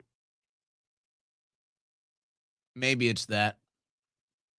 But I'm sure they'll let all of you Trump loyalists, I'm sure they're going to let all the people in the Trump cult know. They're going to give you guys a fair warning and give you guys access to their bunkers too, right? They'll make sure you guys are taken care of, I'm sure. You guys can put on your red hat and you'll get access. They'll make sure you're taken care of. That's funny. Maybe it's that. Maybe it's this. Maybe it's the coming AI. So here we go. We all saw it coming. Now we're getting to the point of no return. Florida legislatures advance a bill authorizing government surveillance based on views or opinions. Well, how do you like that? As if they aren't doing it already. They're just trying to integrate AI into the process. Because that makes it a lot easier. Takes the man out of it. Takes the manpower out of it, which is finite. House and Senate committees were unfazed by the obvious First Amendment problems with the proposed statewide counterintelligence and counterterrorism unit. Well, the Trump administration is about to do something similar here. So it's starting in Florida. We all know what they love to target in Florida. That's anti-Semitism. So that'll be the first earmark. But that's just like the gateway. That's just like the pathway. That's just like the key to open the door. So that's why you see a lot of the anti-Semitism hype is they want to bring this about, and they know anti-Semitism is the key to open the door to getting the total surveillance. That's what this is about. That's what this is about. So you could really fathom, if you were a really committed conspiracy theorist, you could really fathom why they're doing all of this stuff right now why they're revealing Israel's influence over our media, Israel's influence over our politicians, Israel's influence over our foreign policy, and then we go to another war for them. It's like you could kind of see if you're a real committed conspiracy theorist thinking that this is all tied together. So here you are. You let the world watch Israel kill hundreds of thousands of people, bomb 7 different countries. You reveal how Israel is the number one influencer of your own foreign policy, the number one benefactor of your own foreign aid policy, and now how they control your media. You reveal these things all at the same time. You drive this conversation home of, should we be friends or allies with Israel? Is Israel really the good guy? What about their influence? And then they make sure that it's framed, though, that if you say anything, you're anti-Semitic. Well, obviously, that's not the truth. So then the people that do make these claims double down, triple down, get even more upset, get even louder, more boisterous. And then they can come in and say, see, it's the rise of anti-Semitism. We need to bring in the digital surveillance age, and we need to use AI surveillance to do it. We have to stop anti-Semitism. And it's like Black Lives Matter for right-wingers. So they just glob onto it. And they just think, oh, this is our virtue signal. This is our social justice movement. We will fight anti-Semitism. Well, whether or not it's all a big plan, it's all going according to the non-existent plan. But now, people that work in AI are sending out these warnings. This is unprecedented from Charlie Wargnier, and then I'll read this. Google and OpenAI employees just went public with a major warning. In a joint letter, hundreds of employees are rejecting AI-powered surveillance, autonomous weapons, and Pentagon pressure. They're standing in solidarity with Anthropic. Now, again, this is last week. So just to give a little context, this was from the 5th when they penned this letter.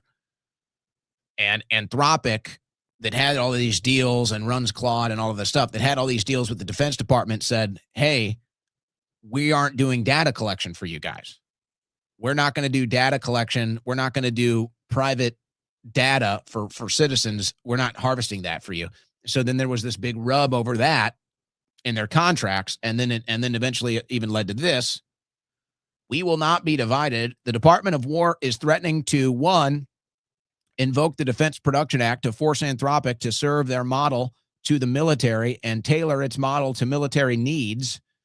2, label the company a supply chain risk, all in retaliation for Anthropic sticking to their red line to not allow their models to be used for domestic mass surveillance and autonomously killing people without human oversight. The Pentagon is negotiating with Google and OpenAI to try to get them to agree with what Anthropic has refused. They're trying to divide each company with the fear that the other will give in. That strategy only works if none of us know where the others stand. This is why Netanyahu wants to be involved in every conversation, by the way. This letter serves to create shared understanding and solidarity with the face of this pressure from the Department of War. Let me read this again so you can understand how serious this is. Because it's not sexy. I mean, you're not going to see it. You're not going to see it on any of the network news. You probably never even heard this. You probably never even saw this. If you're not watching this show, you might not even know about the Anthropic deal. We only covered it once last week. Let me read this. The Department of War is threatening to invoke the Defense Production Act to force Anthropic artificial intelligence to serve their model to the military and tailor its model to the military's needs. This is in retaliation for Anthropic sticking to their red lines to not allow their models to be used for domestic mass surveillance and autonomously killing people without human oversight. Now think about that. The Department of War is telling you they want to use AI for mass surveillance of the American people, and including or separate, to be used to autonomously kill people without human oversight. Now, you could reason that, oh, well, they're just, that last part isn't for America. The last part of the autonomous AI deciding when to kill someone, that's part of foreign operations. That's part of whatever it is we're doing on the other side of the planet, in the Middle East, whatever. But you don't know that. You don't know that. It could be like the Patriot Act, which is now just used to spy on all Americans, and anytime they want it, they can get you.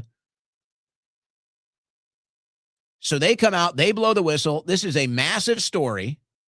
The Department of War, I mean, this is war against the American people.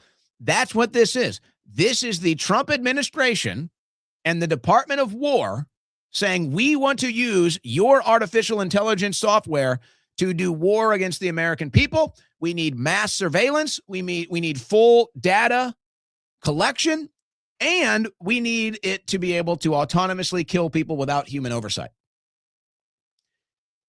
Kind of a big deal. Can you imagine if the Biden administration did this? Can you imagine if the Biden administration, oh my gosh, would you be hearing it from MAGA? If the Biden administration came out and said, we need to use AI for domestic surveillance and data gathering and to autonomously kill people without human oversight, MAGA would be going nuts. They would be screaming and shouting about how Biden was doing this, how they want to illegally spy on us, how they want to use it against Trump supporters and Trump himself. And of course, all of that would be accurate. But now that it's the Trump administration doing it, they say nothing. Because if logic can't be applied universally, it's not logic, it's propaganda. But there's more. From Caitlin Kalinowski, Building the Physics Future of Artificial Intelligence. She just resigned from OpenAI. I resigned from OpenAI. I care deeply about the robotics team and the work we built together. This wasn't an easy call. AI has an important role in national security, but surveillance of Americans without judicial oversight and lethal autonomy without human authorization are lines that deserved more deliberation than they got.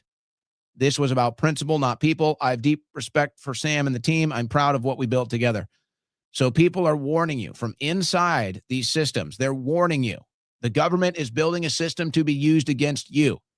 They refuse to take out of these deals that you have to have a human oversight of this AI killing people. Are you hearing this?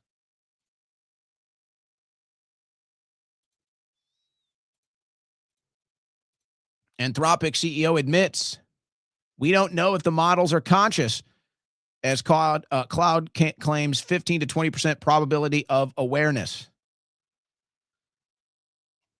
So you can't even have these conversations now. And by the way, the Trump administration just came out with this today. This came out today. Trump's 2026 cybersecurity strategy, from compliance to consequence. This was, well, this story was published today. The cybersecurity deal came out earlier this month. What is Trump's 2026 cybersecurity strategy? An executive order targeting cyber-enabled crime and a national cyber strategy. It's, they call it common sense, but it's exactly what you think it is. It's an AI digital surveillance grid. And you could sit here and say, yes, this would be effective. You could sit here and say, okay, a government surveillance state used to stop crime and using AI to process data and trying to make a good decision, whatever. This is eventually going to be used to track and trace and spy on every single American. And it will then congruently be put into your different social security apps that will then create a social credit score that in the private market, they'll hit you and say, you can't turn on your car, you can't turn on your heat, you can't turn on your AC, you can't access your bank account, whatever it is. And they'll do all of this through the private markets. And they'll say, well, this is private markets. They're not beholden to the Constitution. They're not beholden to the Bill of Rights, just like they did before when all the social media networks were censoring Americans on political guidelines. And it was ultimately said, well, this is a private company. It can do what it wants. So that's going to be the argument here. They're going to say, well, the government isn't actually doing this. We're just forcing all of these different social media networks, all of these different AI platforms. We're just forcing them to do it. And remember, that's exactly what Obama, that's exactly what Biden, and that's exactly what that crazy woman who ran it for Biden said. And then it came out on undercover tapes. It's like, hey, our end around is it's not unconstitutional if we don't do it.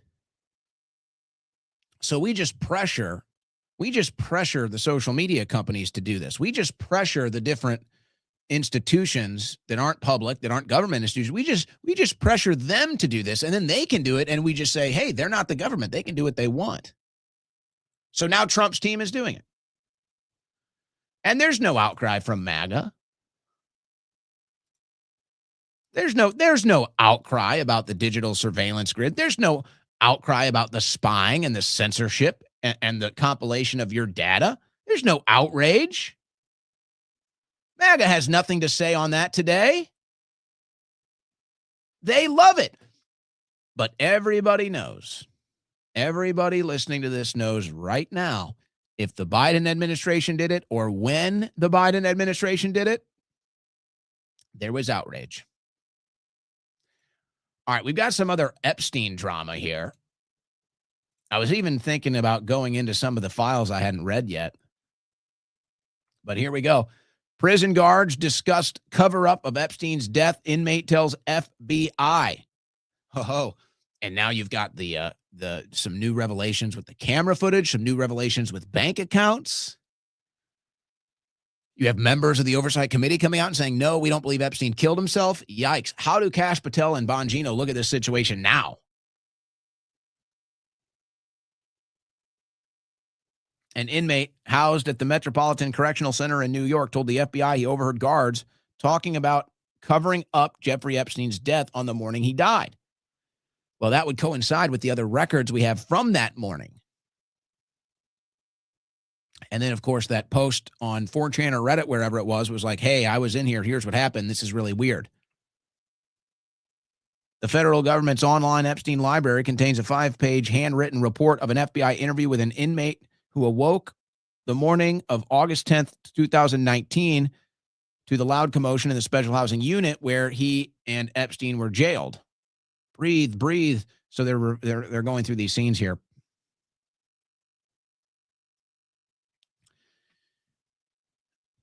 He then heard an officer say, dudes, you killed that dude. A female guard replied, if he is dead, we're going to cover it up and he's going to have an alibi. My officers, the FBI note said. The inmate claimed the whole wing overheard the exchange. Later, after learning Epstein had died, he said inmates said, Miss Noel killed Jeffrey. So that's the name of this prison guard now, this female prison guard who's been covered in the news here. It's this supposedly Tova Noel, one of 2 correctional officers who were later charged with falsifying reports so that it appeared from their records that they had made their rounds that night when they had not. The charges against her and the other officer were later dropped, but both were fired. Well, why would you fire them if they didn't do it wrong? But the charges were dropped. So there's more suspicion. The FBI report is likely to fan suspicion, as the New York Post also reported on Saturday that Noel's bank flagged a $5,000 cash deposit she made to her Chase bank account on July 30th, 2019, a week after Epstein was found in his cell in what prison officials concluded was a suicide attempt the week before. The official reports into that incident show that Epstein initially told prison officials that his cellmate had tried to kill him after extorting him for money. So more developments here. This story's not going away. Her bank records, which are in the files, showed that Noel received thousands of dollars in cash and Zelle payments in the months before Epstein died. She has not been charged with any crime. The Miami Herald was unsuccessful in reaching her attorney on Saturday. Epstein's former cellmate, Efrain Reyes, told prison officials that he told Epstein he would be safer if he paid inmates and guards for protection. Sources have told the Herald that Epstein did not make protection payments. Noel's bank records also revealed that she was making payments on a brand new Range Rover. She was not asked about the cash during her DOJ interview. Well, isn't that convenient? How do you not bring that up? That's all very convenient. That's all very convenient. All right, we got a couple other headlines for you here. Trump just went live. Let's see if he's talking anything worth listening to.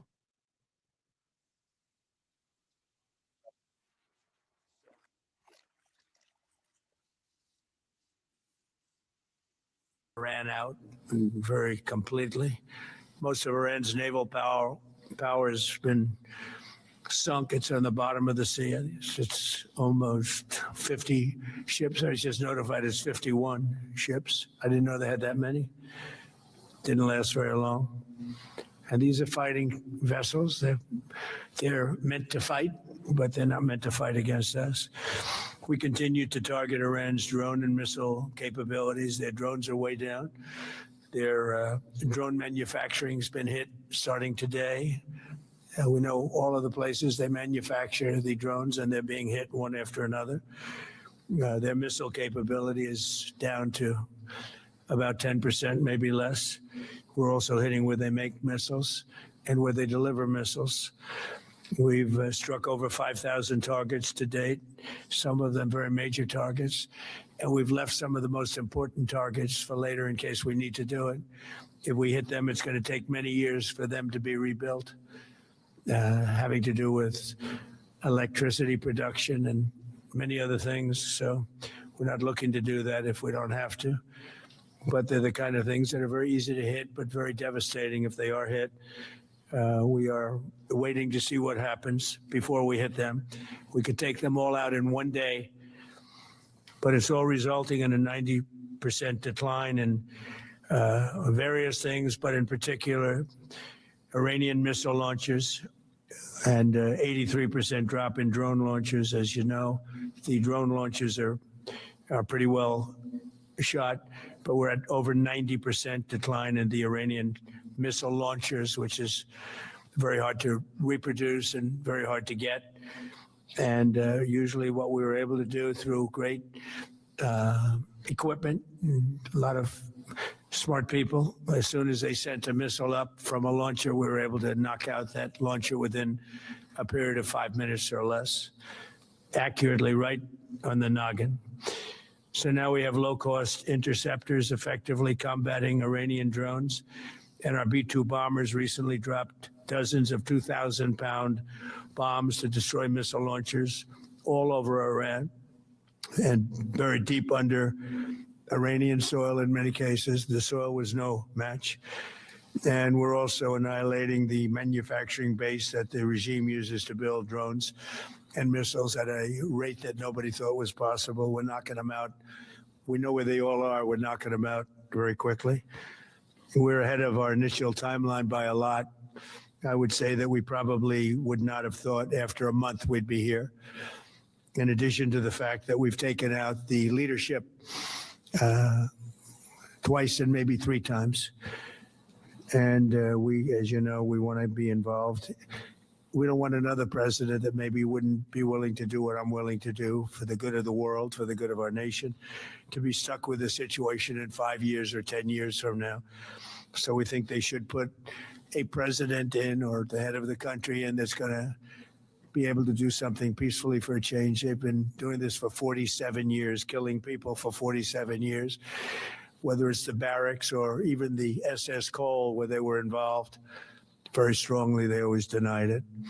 But where they were very strongly involved, and all of the people that died through the roadside bombs died and are right now walking around with no legs, no arms, a face that's been so badly damaged.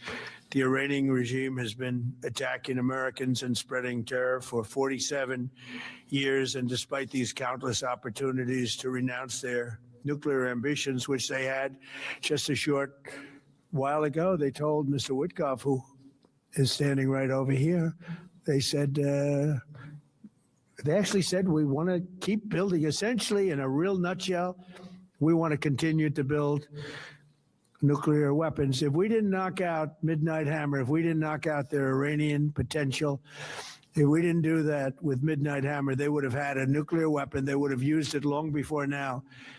And at a minimum, Israel would have been annihilated. I was very lucky that we had the courage to do that we had the talented pilots and the great equipment. The B-2 bombers are unbelievable. We ordered 25 more, by the way. The newer, better version.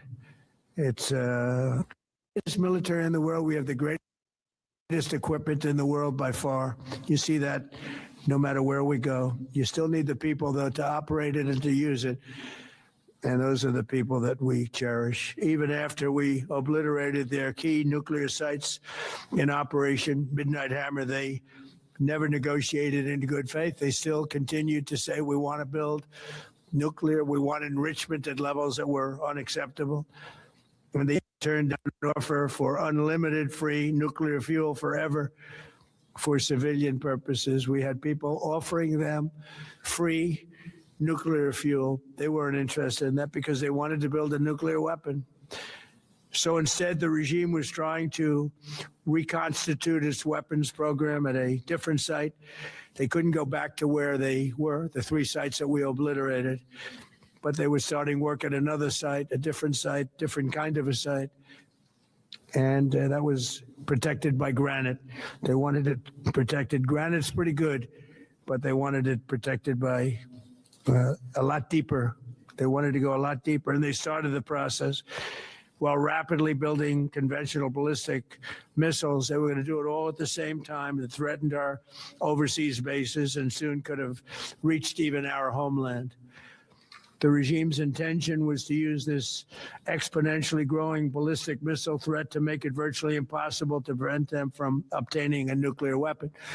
So as you probably saw, they had a tremendous number of missiles, most of which are now being used or destroyed, and very unsuccessfully used because we have been able, for the most part, to shoot them all down. What incredible technology. The Patriots have been unbelievable, and other things. And the laser technology that we have now is incredible. It's coming out pretty soon. Where literally lasers will do the work of, at a lot less cost, do the work of what the Patriots are doing or what other things are doing. The situation was very quickly approaching the point of no return, and the United States found it intolerable, in my opinion, based on what Steve and Jared and Pete and others were telling me, Marco, so involved, that I thought that they were going to attack us. I thought they would, if we didn't do this at the time we did it, I think they had in mind to attack us. And if you notice, they did something which was very foolish, very stupid, I would say. They attacked their neighbors. And their neighbors were largely neutral, or at least weren't going to be involved. And they got attacked. And it had the reverse effect. The neighbors came onto our side and started attacking them, and actually quite successfully. If you look at Saudi Arabia, you look at UAE, Qatar, and others, but they were strong and they were smart. And nobody, when I first heard it, I said, no, somebody made a mistake. There was no mistake. UAE had over 1,000 missiles shot at it, knocked them almost all down. On the very first day I came down the escalator in 2015, I said, quote, I will stop Iran from getting nuclear weapons. And all I'm doing is keeping my promise. Think of that. That was in 2015. I said it. It was a threat then and a much bigger threat now, but no longer a threat, not for a long time anyway. We want to keep it that way. As we continue Operation Epic Fury, we're also focused on keeping energy and oil flowing to the world. And I will not allow a terrorist regime to hold the world hostage and attempt to stop the globe's oil supply. And if Iran does anything to do that, they'll get hit at a much, much harder level. I will take out those targets that were easy and that I mentioned just before. We'll take them out so quickly, they'll never be able to recover, ever. If they want to play that game, They better not play that game. In the long run, oil supplies will be dramatically more secure without the threat of Iranian ships, drones, missiles, nuclear menace, or anything. So the Strait of Hormuz is going to remain safe. We have a lot of Navy ships there. We have the best equipment in the world, inspecting for mines.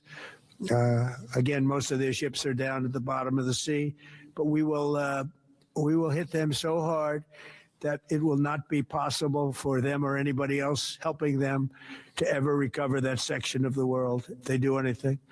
In recent years, the regime and its terror proxies have launched attacks on hundreds of commercial vessels. We're putting an end to all of this threat once and for all, and the result will be lower oil prices, oil and gas prices for American families. We've done that. We've done it. We brought it very low. This was just an excursion into something that had to be done. We're getting very close to finishing that, too. In the meantime, during this brief disruption, the United States is offering political risk insurance to any tankers operating in the Gulf. So we're putting up risk insurance. We'll perhaps go alongside of them for protection. We don't think it'll be necessary if it is. And if they do anything, the price will be incalculable. It will be so great that they will have wished they never did it, because you have to keep the straits flowing. With all of that, it affects other countries much more than it does the United States. It doesn't really affect us. We have so much oil. We have tremendous oil and gas, much more than we need.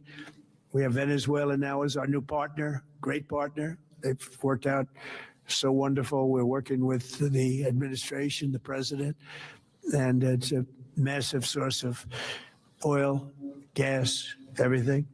But we're in a very good position, but very unfair to other parts of the world, like China as an example. I mean, we're doing this for the other parts of the world, including countries like China. They get a lot of their oil through the straits. So we're doing this. We have a very good relationship with President Xi in China. I'm going there in a short period of time, and we're protecting the world from what these lunatics are trying to do, and very successfully, I might add. We're also waiving certain oil-related sanctions to reduce prices.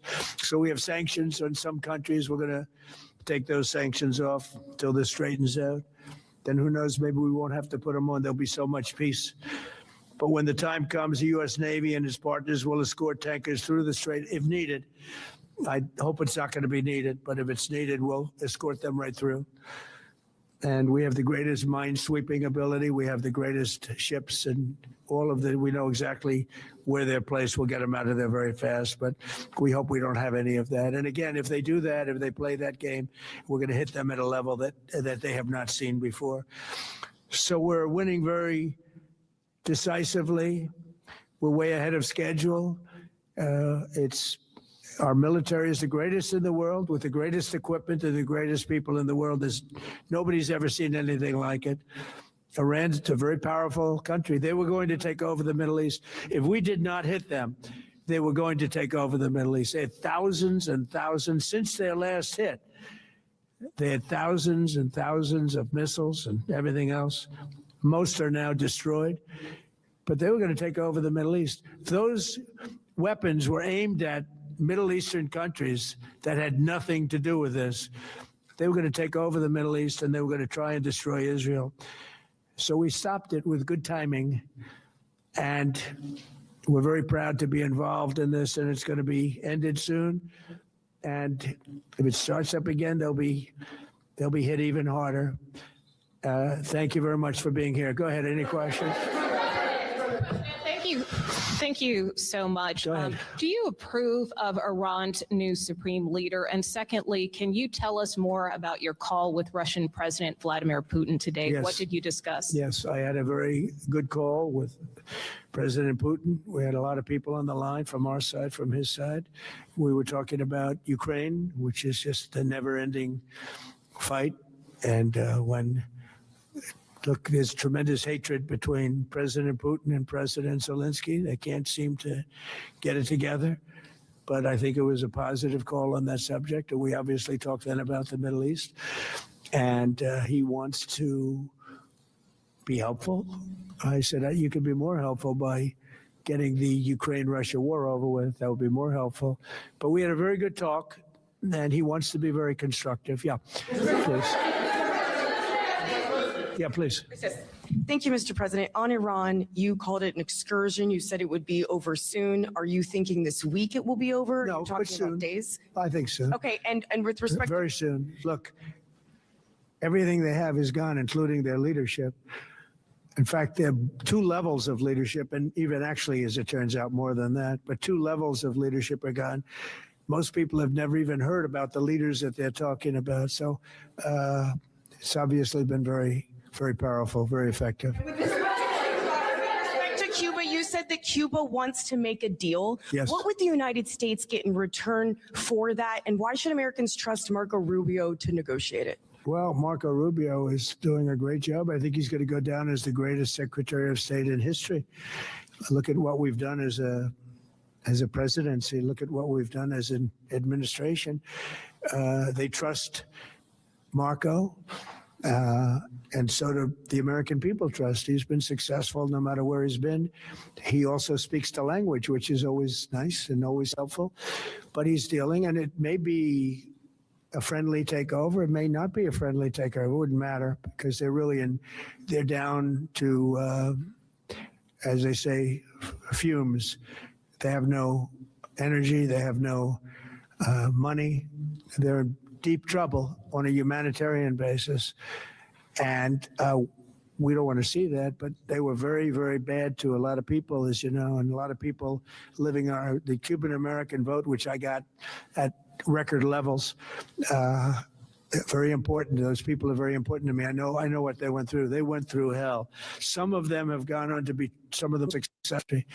Cuban-American business people, some of them are like the most successful in the country. And a lot of them are friends of mine because I've been fighting this battle with them for a long time. The Castro regime was brutal, but they lived off Venezuela. And now they don't live off Venezuela. Sends them no energy, no fuel, no oil, no money, no nothing. They lived without Venezuela. They couldn't have made it. And we cut them off from everything else. So, they're going to make either a deal or we'll do it just as easy anyway. Yeah.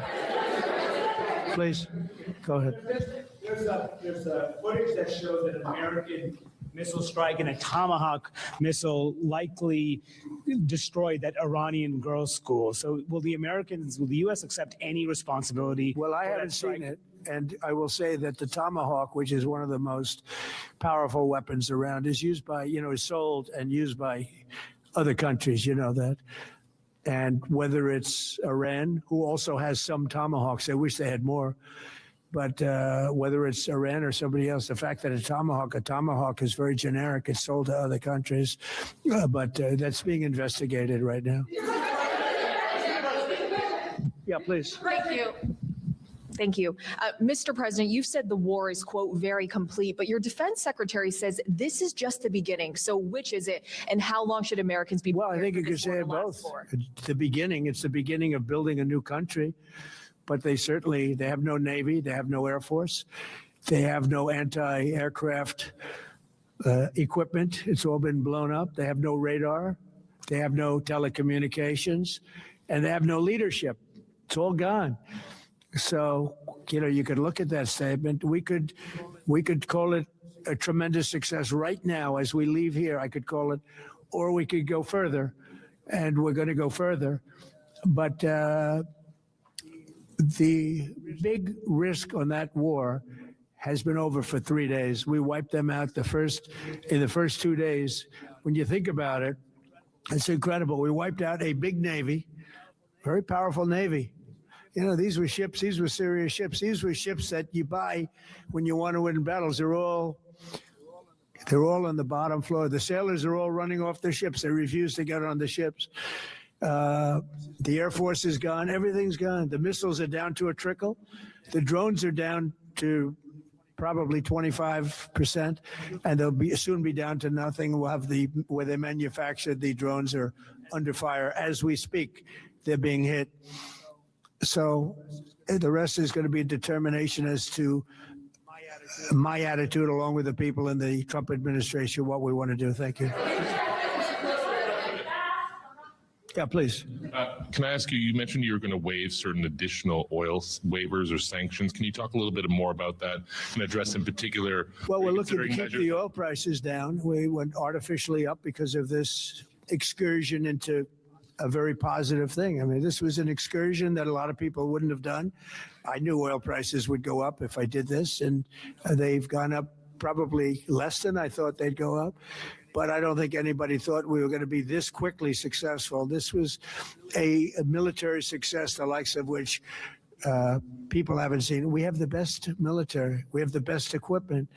We have, I believe, the best generals. We have the best. And this went very quickly.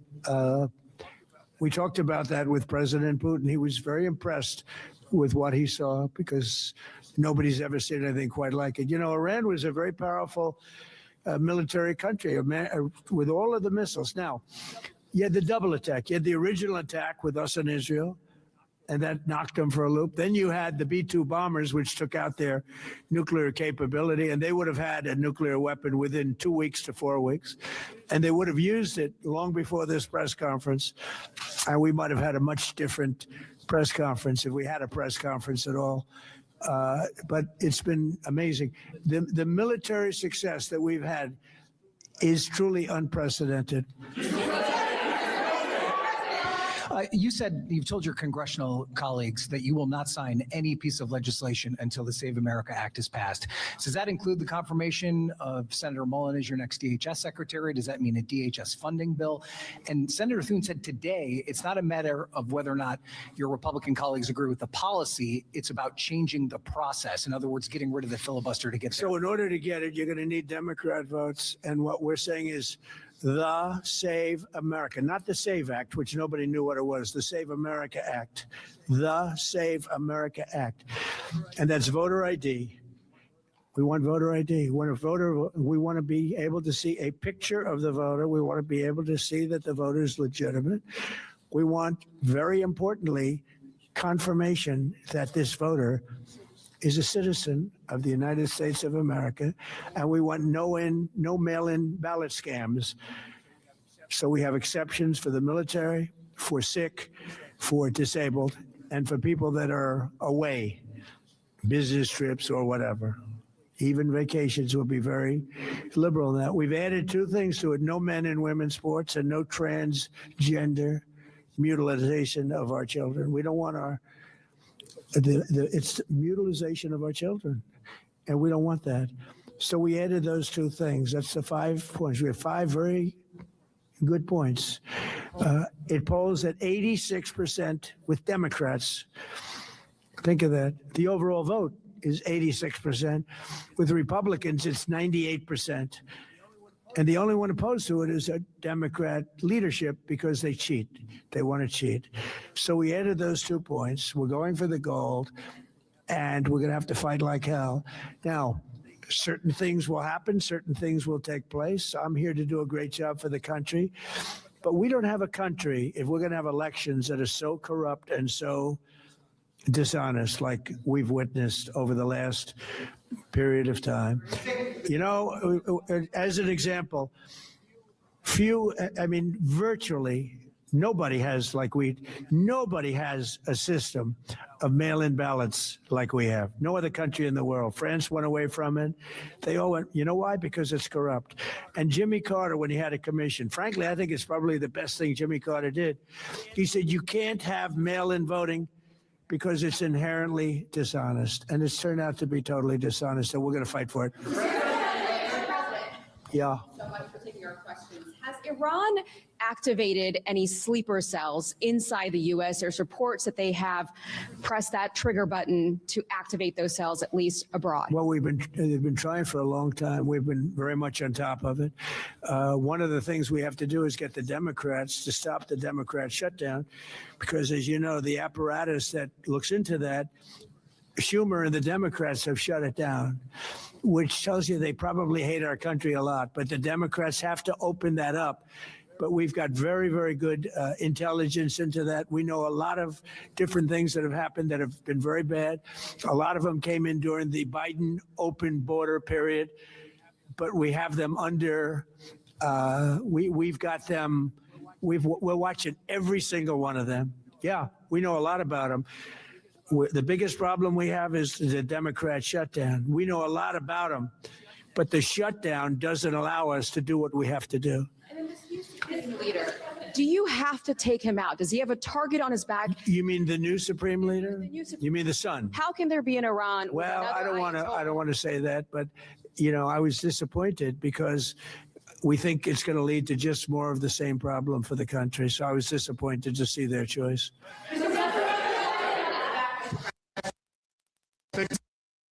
In leadership, if not the Ayatollah's son.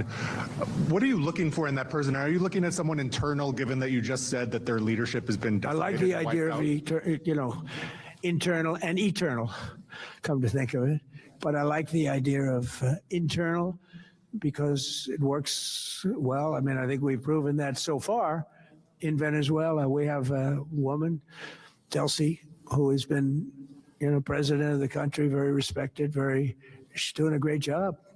And it's, no disruption. We had, as you remember, Iraq, where everybody got fired.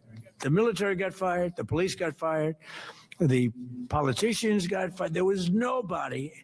And you know what they turned into? ISIS. We don't want that. We don't want that. So I would like to see people that are inside go. Now they talk about the son of the Shah.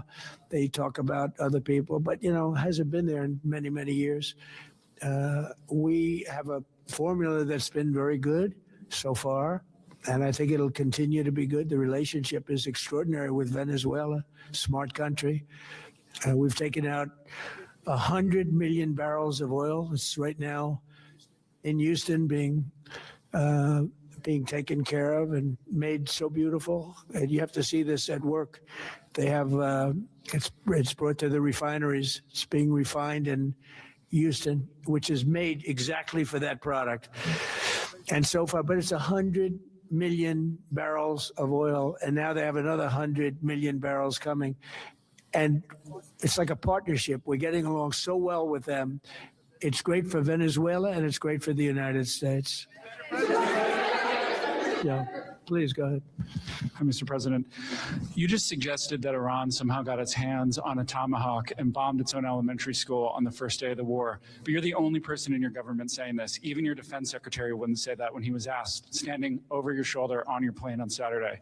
Why are you the only person saying this? Because I just don't know enough about it. I think it's something that I was told is under investigation.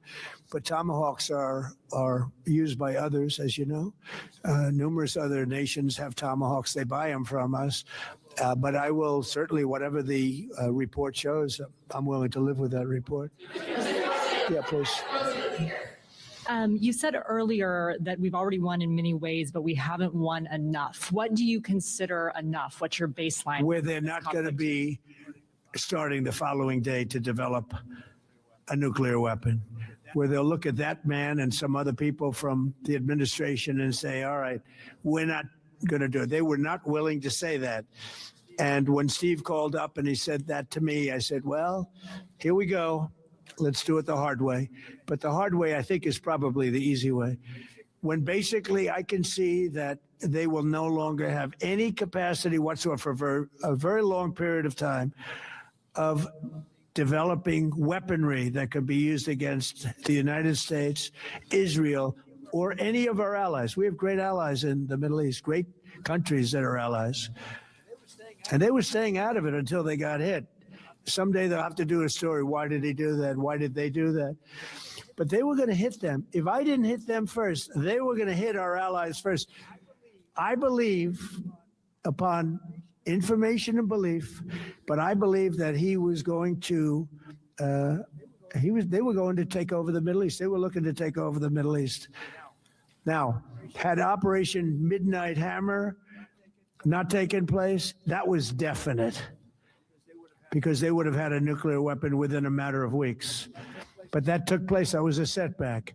but look at the number of missiles they were able to buy and make over the last 6 months. And those missiles were aimed at various countries. And when you look at over 1,000 missiles shot at like UAE, they were looking to take over the Middle East. We got there first. We're lucky. I'll tell you what, the Middle East and those countries, very rich countries, are very lucky that I was president instead of somebody else. Mr. President, are there any points of disagreement between yourself and your vice president when it comes to U.S. action in Iran? I don't think so, no. We get along very well on this. He was, I would say, philosophically a little bit different than me.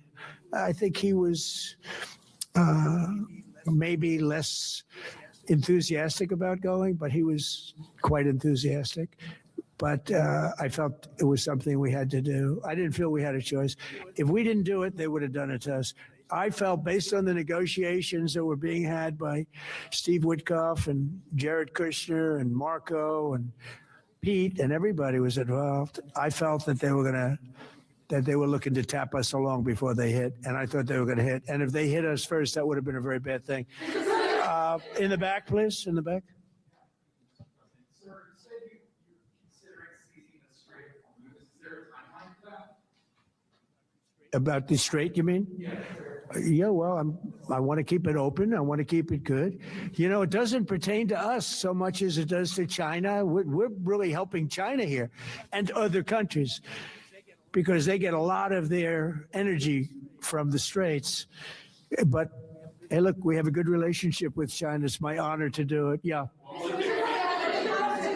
Supreme Leader, you have called him an unacceptable choice. So does he have a target on his back? And how can you say I don't want to say whether or not he does, because that would be inappropriate. But, hey, look, I had a target on my back because, as you people wrote pretty well, they caught the assassin that was after me. So we just got them first, but they caught the assassin. They have him now in custody, those after me. So, you know, but people don't like to mention that, but they did catch him. And I'd like to congratulate our military, Secret Service, FBI, all of the people that worked on that, but they did. Yeah, please. the war's almost over, though? Go ahead. No, go ahead, please. Thank you, Mr. President. You promised the Iranian people you would help them, but it sounds like you're willing to end this fight after your military objectives have wrapped up. Isn't that a betrayal of Will I help them? I'd like to, if they can behave, but they've been very menacing. You know, they're great people.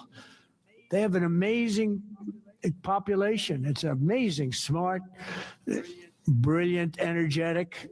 They have a great point. I'd love to help them, but they have to be in a system that allows them to be helped. And right now they're in a system that only allows failure. And I don't want that. And I want a system that's not going to be attacking us. We want a system that can lead to many years of peace. And if we can't have that, we might as well get it over with right now. Yeah, please. Thank you, Mr. President. As of today, there have been 8 U.S. military fatalities associated with the war in Iran. How many American deaths are you willing to have in this war? Well, as I said before, when you have conflicts like this, you always have death.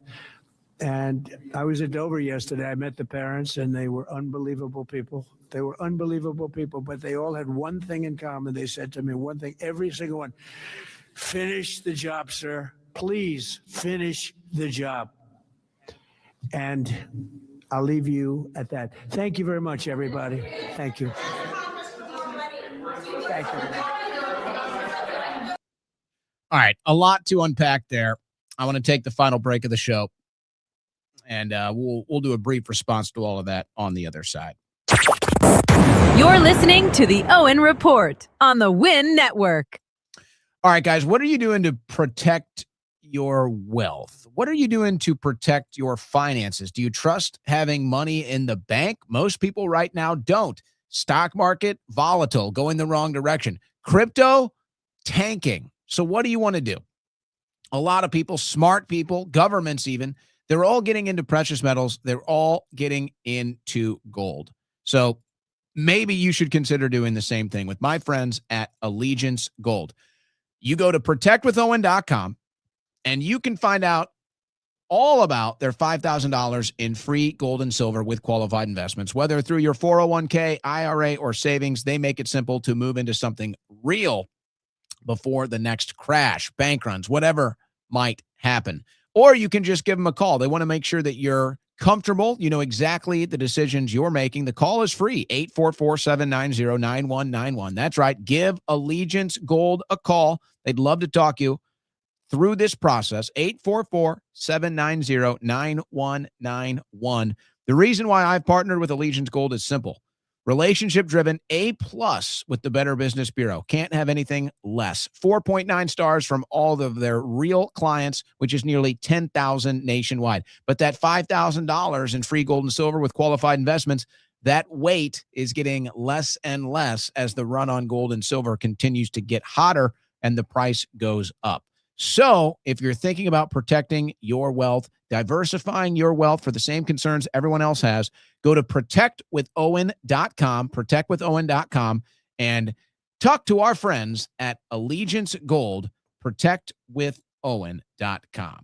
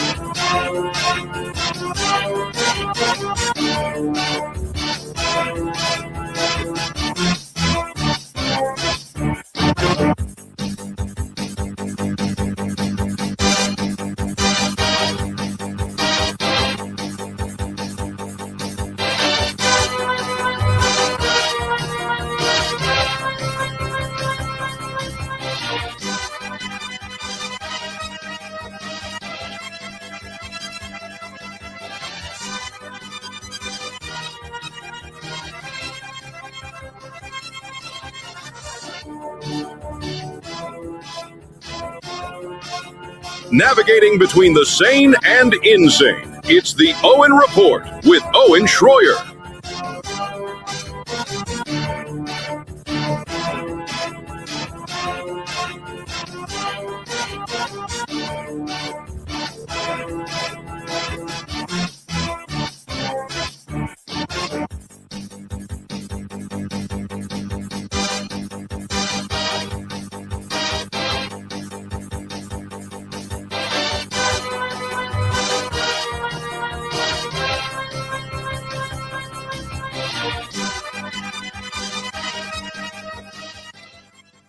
Well, that was a lot to sort through there. A lot to sort through with that Trump press conference.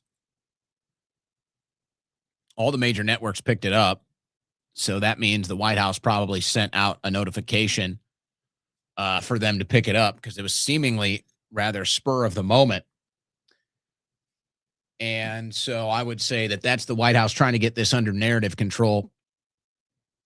I don't even know if it's worth going into all the things that were said or not. I think we'll find out by the end of the week how much of that was true and how much of it was just outright propaganda. A couple things stick out, though.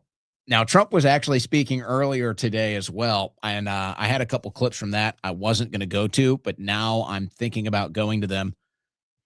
May need to do a little bonus time today as we covered the Trump press conference unexpectedly. So basically, you know, it was my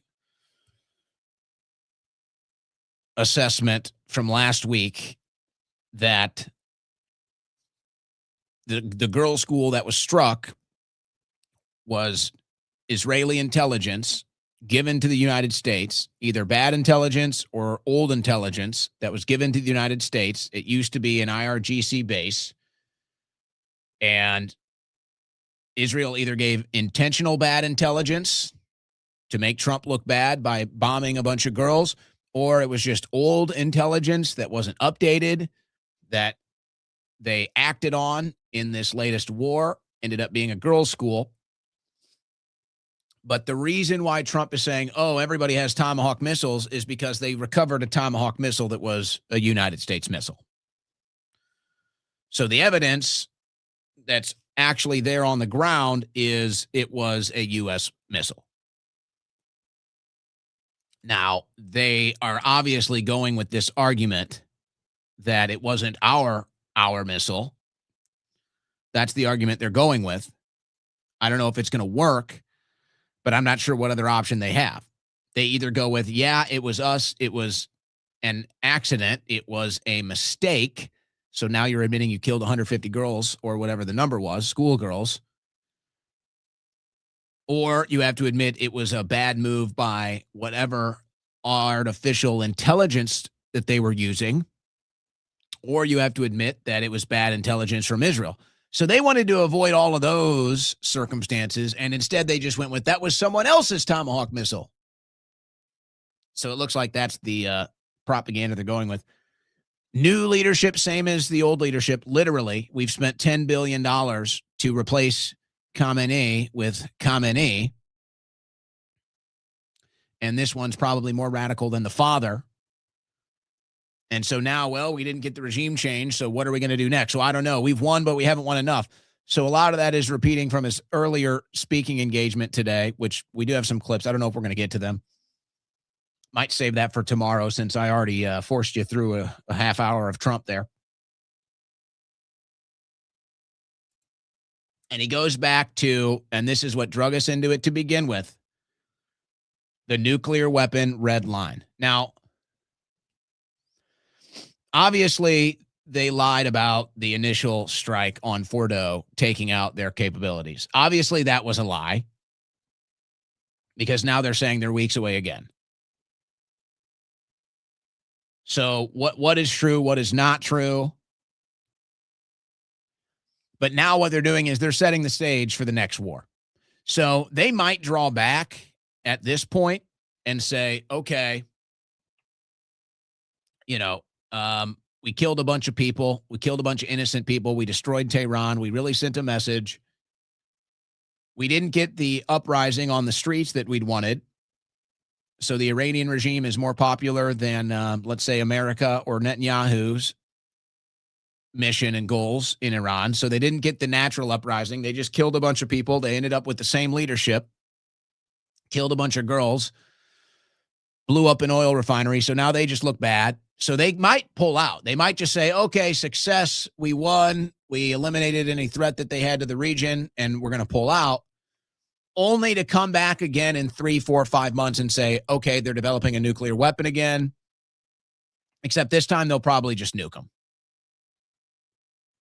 They'll probably just give Iran one last shot and just say, look, what else is there for us to say? You see the agenda.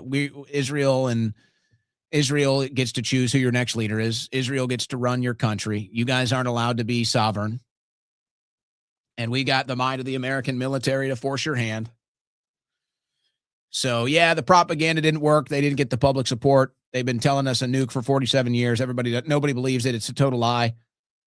So they might just back off that this round of war didn't work in Iran. So they might back off and then come back in a couple months and say, all right, here's the deal. We're just going to nuke you.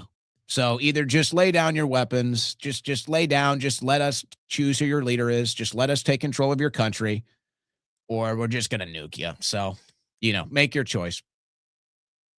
And of course, the big issue, does Iran have a nuclear weapon? Could Iran have a nuclear weapon? Well, are we going to argue that there's not oppression or there's not corruption in China? Why don't we do this to China? Are we going to argue there's not corruption or oppression in North Korea? Are we going to argue these things for all these other countries we claim are bad? Why don't we go and start war with them? Because they have nukes. Why doesn't the world turn on Israel? Because they have nukes.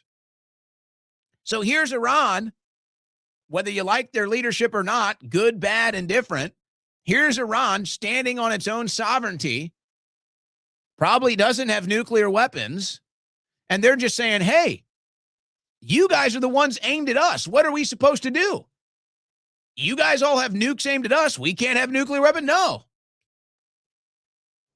That logic would not be applied towards any other country or even here domestically. This is your Second Amendment. This is why you don't turn your guns over to the government. It's the same concept.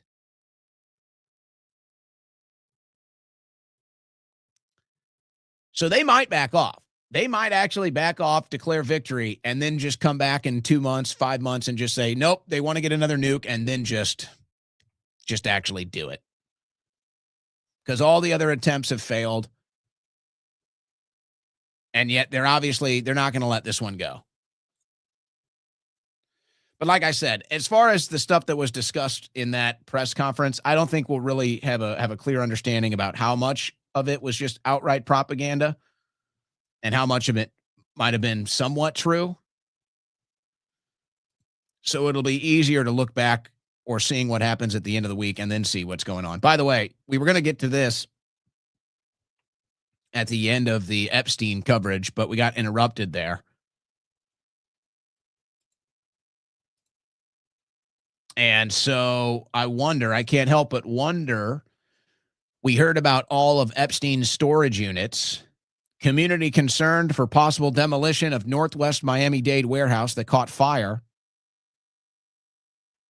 Authorities also asked anyone with equipment stored in the lot to come pick it up as soon as possible because crews want to start a demolition of the warehouse. It's raising concerns. Well, maybe I'm just a bit of a conspiracy theorist here. A storage warehouse blowing up in the area where Epstein supposedly had a bunch of storage. I don't know. Probably just reaching, but couldn't help it. Couldn't help but wonder. Cuba. Protests erupt in Cuba as power outages persist. So they're definitely strangling Cuba right now. I don't know what the extent of our involvement is, but I doubt it's zero. I highly doubt that this is zero, considering everything else. So I don't know what it is they want out of Cuba. Cuban government officials have blamed the conditions on what they describe as a United States fuel blockade, affecting the island's ability to secure oil. So in other words, because this Iran is costing us so much, because this Iran war is costing us so much, and because oil prices are going up, we're stealing whatever oil Cuba would normally get access to, is what this one sounds like. And then we're just pretending it's some organic uprising when actually it's just us taking their oil. What's new?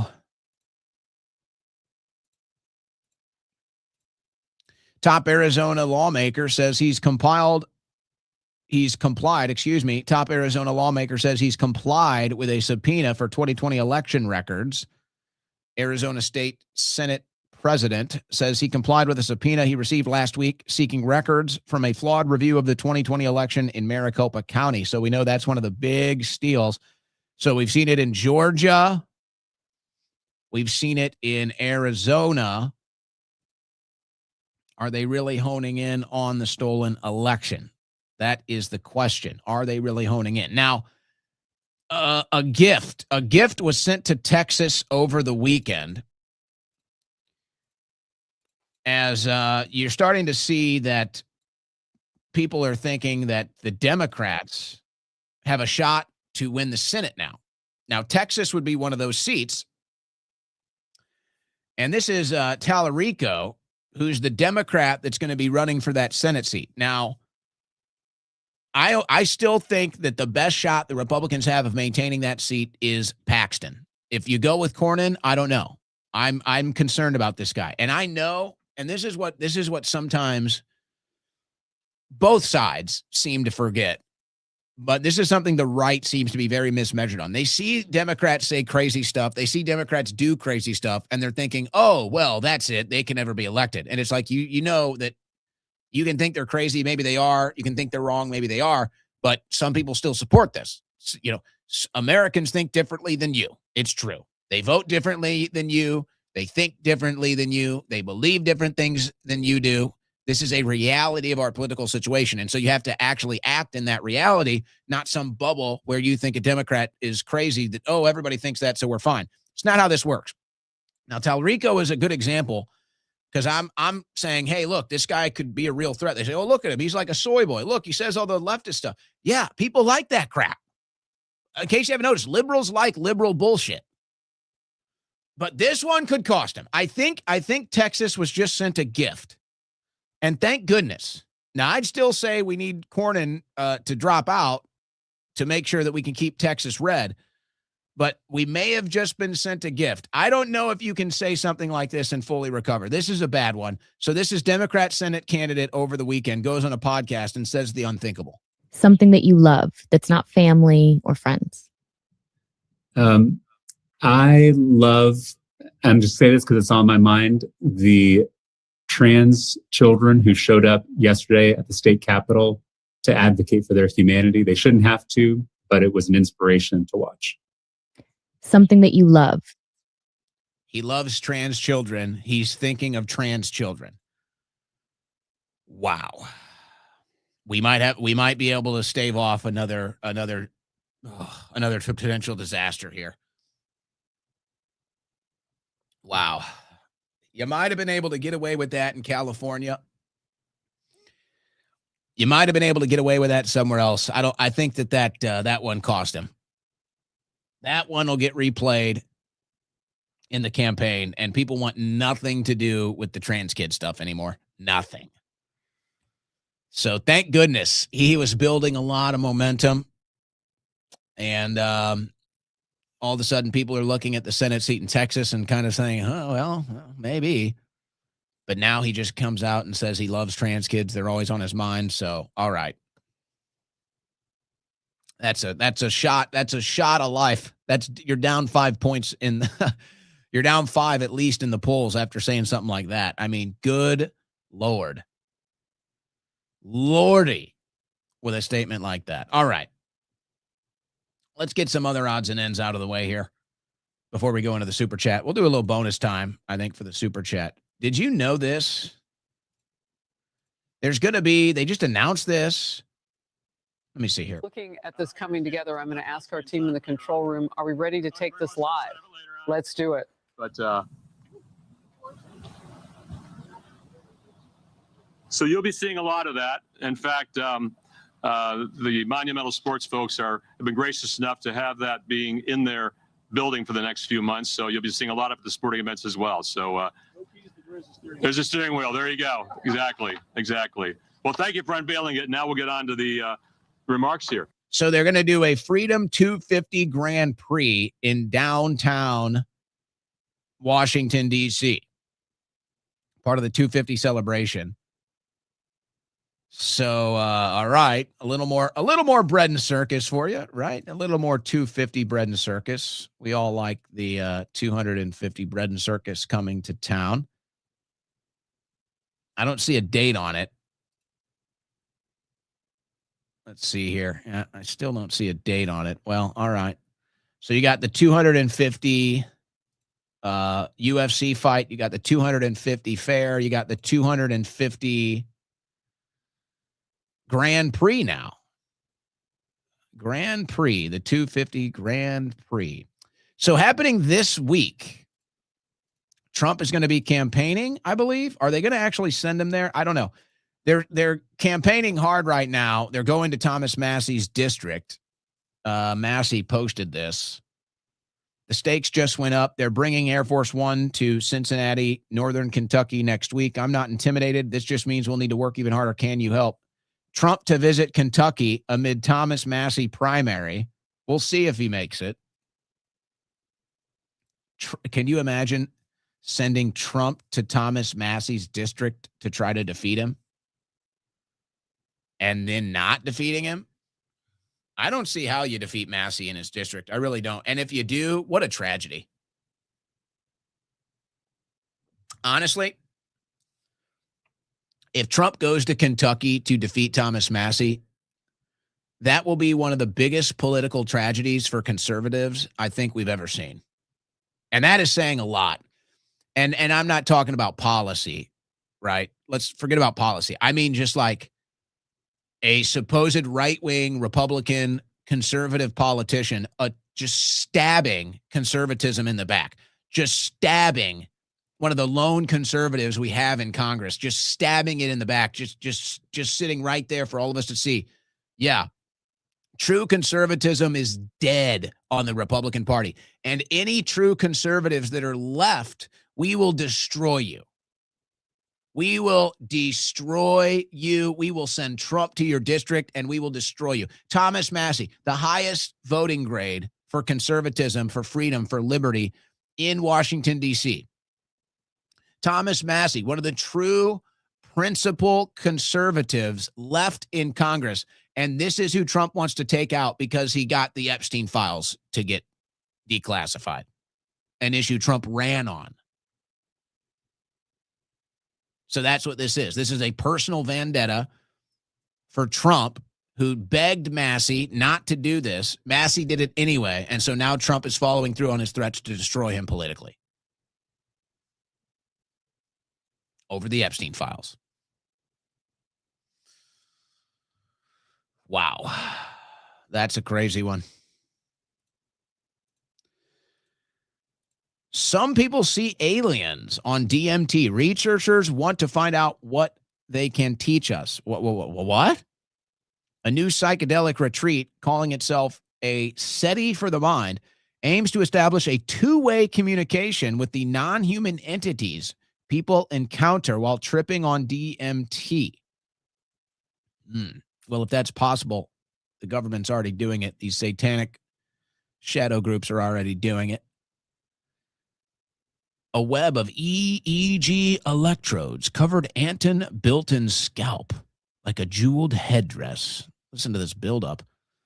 The machine would map his brain activity while the potent psychedelic DMT coursed through an IV drip and into his bloodstream. This is so crazy to read this because this is like deep cut, declassified stuff that used to sound crazy when you talk about it, but it's all true. And it's, let's just say it's well known in the DMT community how this stuff works.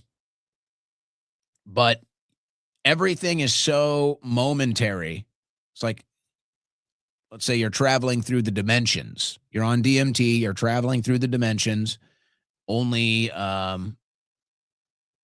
I don't want to say habitual, but people that use DMT commonly, they're the only ones that can actually perceive the multi-levels of the dimensions. most people that just use it once or twice casually or something, it's like they can't even, you can't even really comprehend what just went on. It's like if somebody's never drank before and they take 10 shots, like they're done, versus somebody that drinks every day and takes 10 shots, it's normal.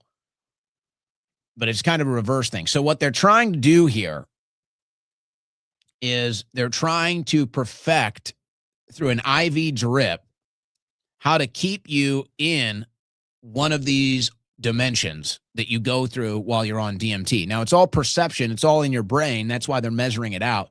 And it's funny because I think that the movie Flatliners, it kind of takes a different route to this, but it's all the same practice. It's like, how do we study the brain's chemistry, or how do we study the brain while it's on DMT and you're supposedly seeing these different dimensions? So that's what they're trying to do. Now, this has already been done.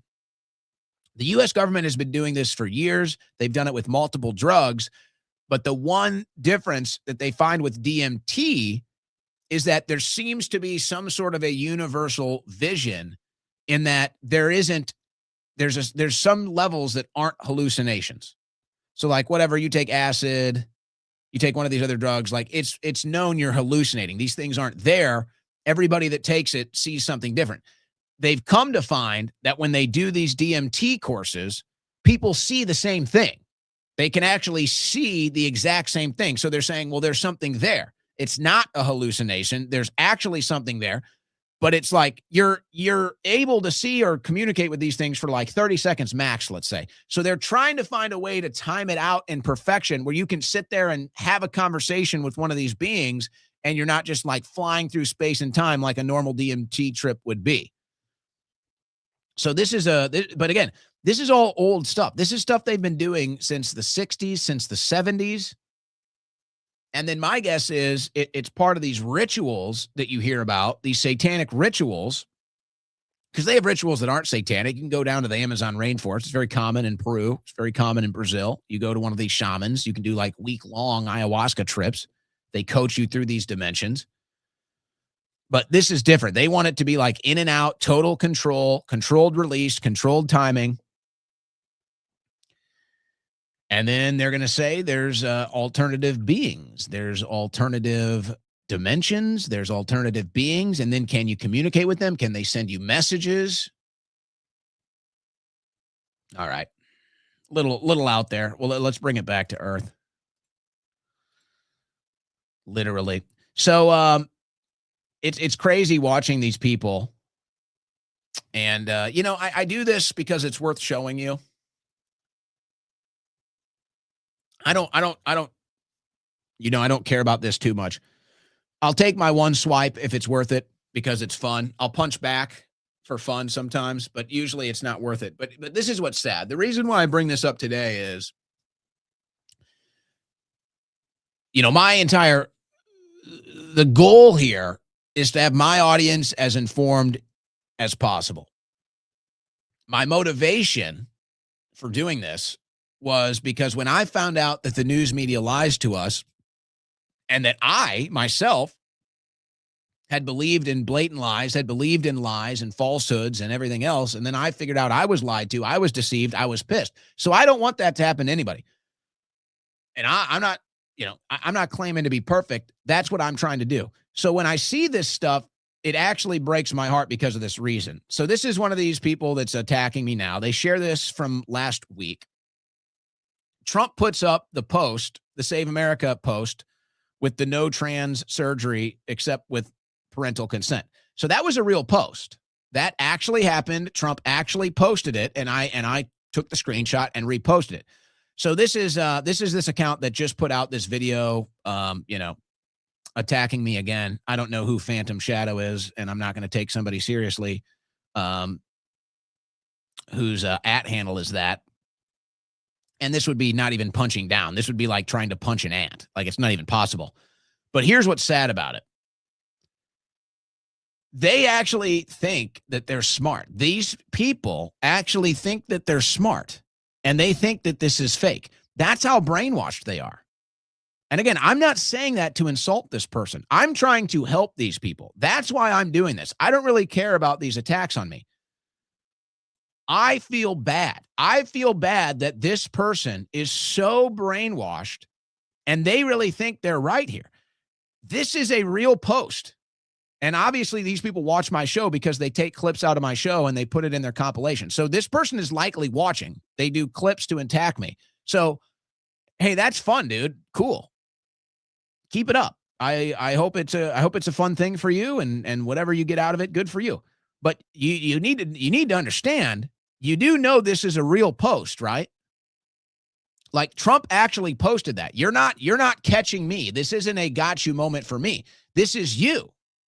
This is you being brainwashed. Okay? Trump actually posted that. So you're literally owning yourself right now. That's what you're doing. You're owning yourself. So I'm not peddling any fake news. I never have. You are brainwashed. You fall for fake news. And it's even worse when you go into the comments and these people think that he got one on me. And that's all I do. Excuse me, you just fell for fake news. So all of these people fall for fake news, and then they claim I'm fake news. That's the level of insanity that we're at here, ladies and gentlemen. That is the level of craziness that we are at here. The MAGA movement, whatever is left of MAGA, they're out here posting literal fake news, accusing you of falling for fake news. I don't know if the current MAGA moment, I don't know if the current MAGA movement can be encapsulated with any better example of how down bad they are. They're literally posting fake news, claiming that you fall for fake news. Again, keep attacking me. It's fun to me. I find it entertaining. Doesn't really affect me, but I do care about you. I do care about this country. I do care about my fellow Americans, and I don't want you people living a lie. I don't want you to be brainwashed. I don't want you to fall for propaganda. So maybe you should find out for yourself. That's a real post. Trump did post that, and I'm not fake news. So you don't have to like me. That's okay. You don't have to agree with all of my stuff. No problem. If you want to follow my show, clip stuff out of context, try to make me look bad, I say go for it. Have a blast. Have fun. But you just ought to know that I was right. And you just ought to know that that post that you claimed was fake from the president is very real. So maybe you should start rethinking and reconsidering everything if you can't get something as basic as that right. You're listening to the Owen Report on the Win Network. All right, we got some bonus time for you today. On a Monday. Going to bonus. Bonus time for you on a Monday. That's how nice I am. Even on a Monday. You know, you kind of sometimes you have to power through a Monday. Mondays are interesting in the news business because it's a lot of times the biggest news day just because you have so much to catch up on from the weekend. But it's also sometimes the slowest news day because you're trying to get back into that swing of things and figure out, okay, what's going on for this week versus what happened on the weekend. So we're going into bonus time for you on a Monday. So what we'll do is we'll go into our super chats. That's what we'll do. We'll go into the super chats for our bonus time today. As you know, every day we finish our show with the super chat. So, by the way, and we'll start with this from Owen Schroyer's wifey. We got to 50K on YouTube over the weekend. Thank you, guys. I asked for that. I said that was your homework. I really appreciate that. We're over 50K on YouTube. We wanted to hit, just so you know that this is great here. If you're a follower of the show, fan of the show, we love you. Our goal was to get to 1 million views per month by month 6. Our goal was to get to 50,000 subscribers. We are in month 6. We haven't completed month 6. but we have crossed both of those thresholds. So I really appreciate that from the audience, everybody that tunes in and has followed us on social media. That one was big for us. Really appreciate that. Thank you for that over the weekend. Dus Vault. It's not a war, Panikin. It's just thousands of unrelated random acts of violence between two nation states. Hey, don't be writing their script for them for free. That's free script writing right there. Henry of Skalitz. MAGA cult acts like we wanted this to happen. No, we feel betrayed and it sucks. It doesn't feel good. I would much rather have stayed MAGA than be pissed about Trump's bad actions and campaign promise inaction. Well, you're not alone, obviously. There's a very strong, I don't know if it's the majority, but there is a very large minority of Trump voters that feel completely betrayed. I would say it's probably about at least 20%, probably 30%, I would say. And so they could say, oh, well, that's still the majority of MAGA. Well, that's fine. But you need more than MAGA cult people. You need more than neocons. You need more than lifelong Republicans to win elections. And so that's your problem. So that's why this is going to haunt you in the midterms. And they all see it now. Your Levin sounds like an 80s cartoon villain from Vids of Doug. I could do better. I wasn't really committed to the Levin bit today. But he is like an 80s toon villain. He literally looks and talks like an 80s toon villain. So that means I'm doing a good job. Molly Pearson changed party affiliation to independent by GOP. I saw that from James Woods over the weekend. He did the same thing. Got to take everything with a grain of salt.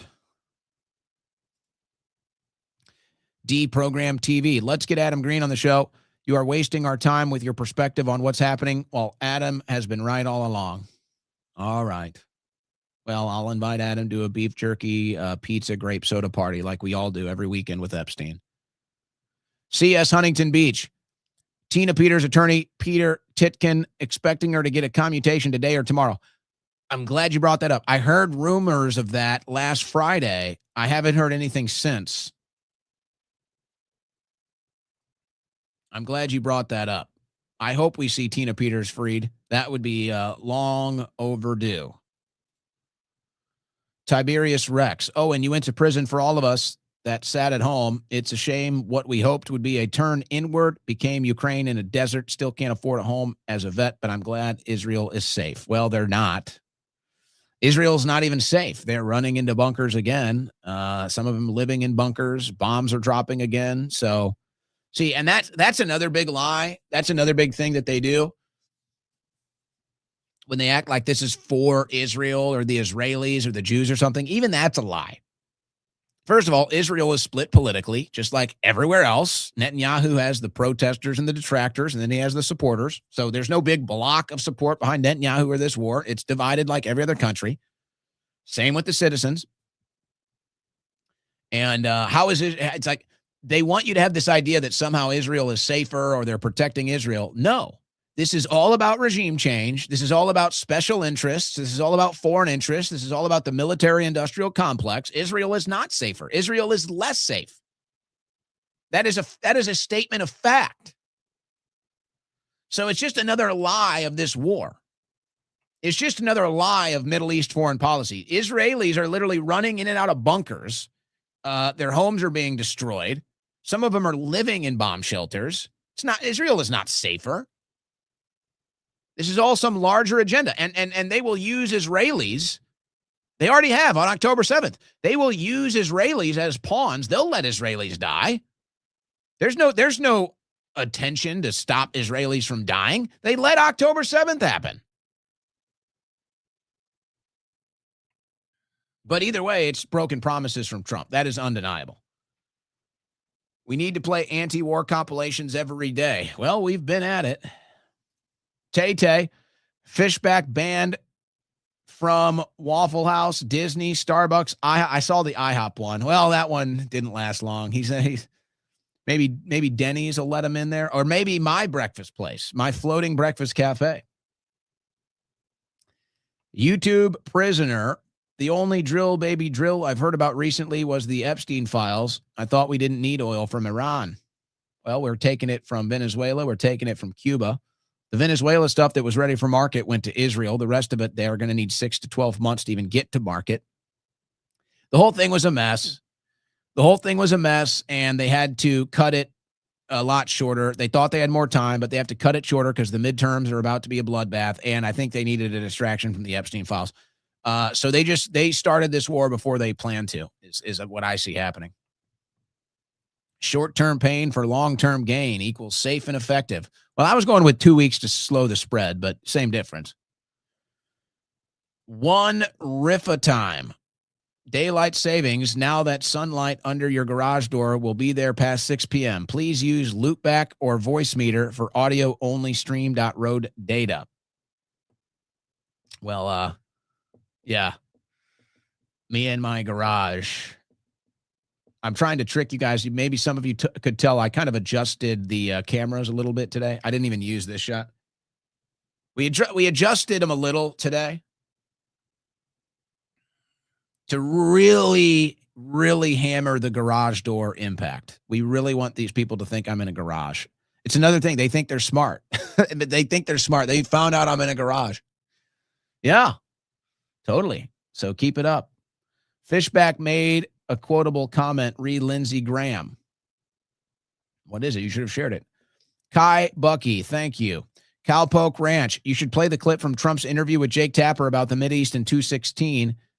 His betrayal to his first supporters is almost biblical. It's the biggest betrayal I've ever seen in politics. And I haven't been around, people have been around in politics longer than me. But for me, that's the biggest betrayal by far, and it's not even close. Nothing is even on the map from Trump's betrayal to his original supporters. Sam White, it's a trap. They are already writing articles of impeachment. See, I've been saying that. I think Trump is getting trapped right now, and he's trusting the wrong people. Hopefully I'm wrong. But that's what it looks like.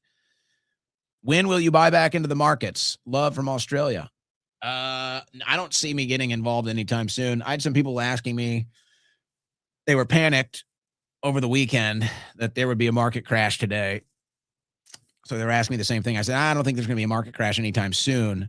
But no, I'm still not. I'm out of the markets. I will say I got guilted.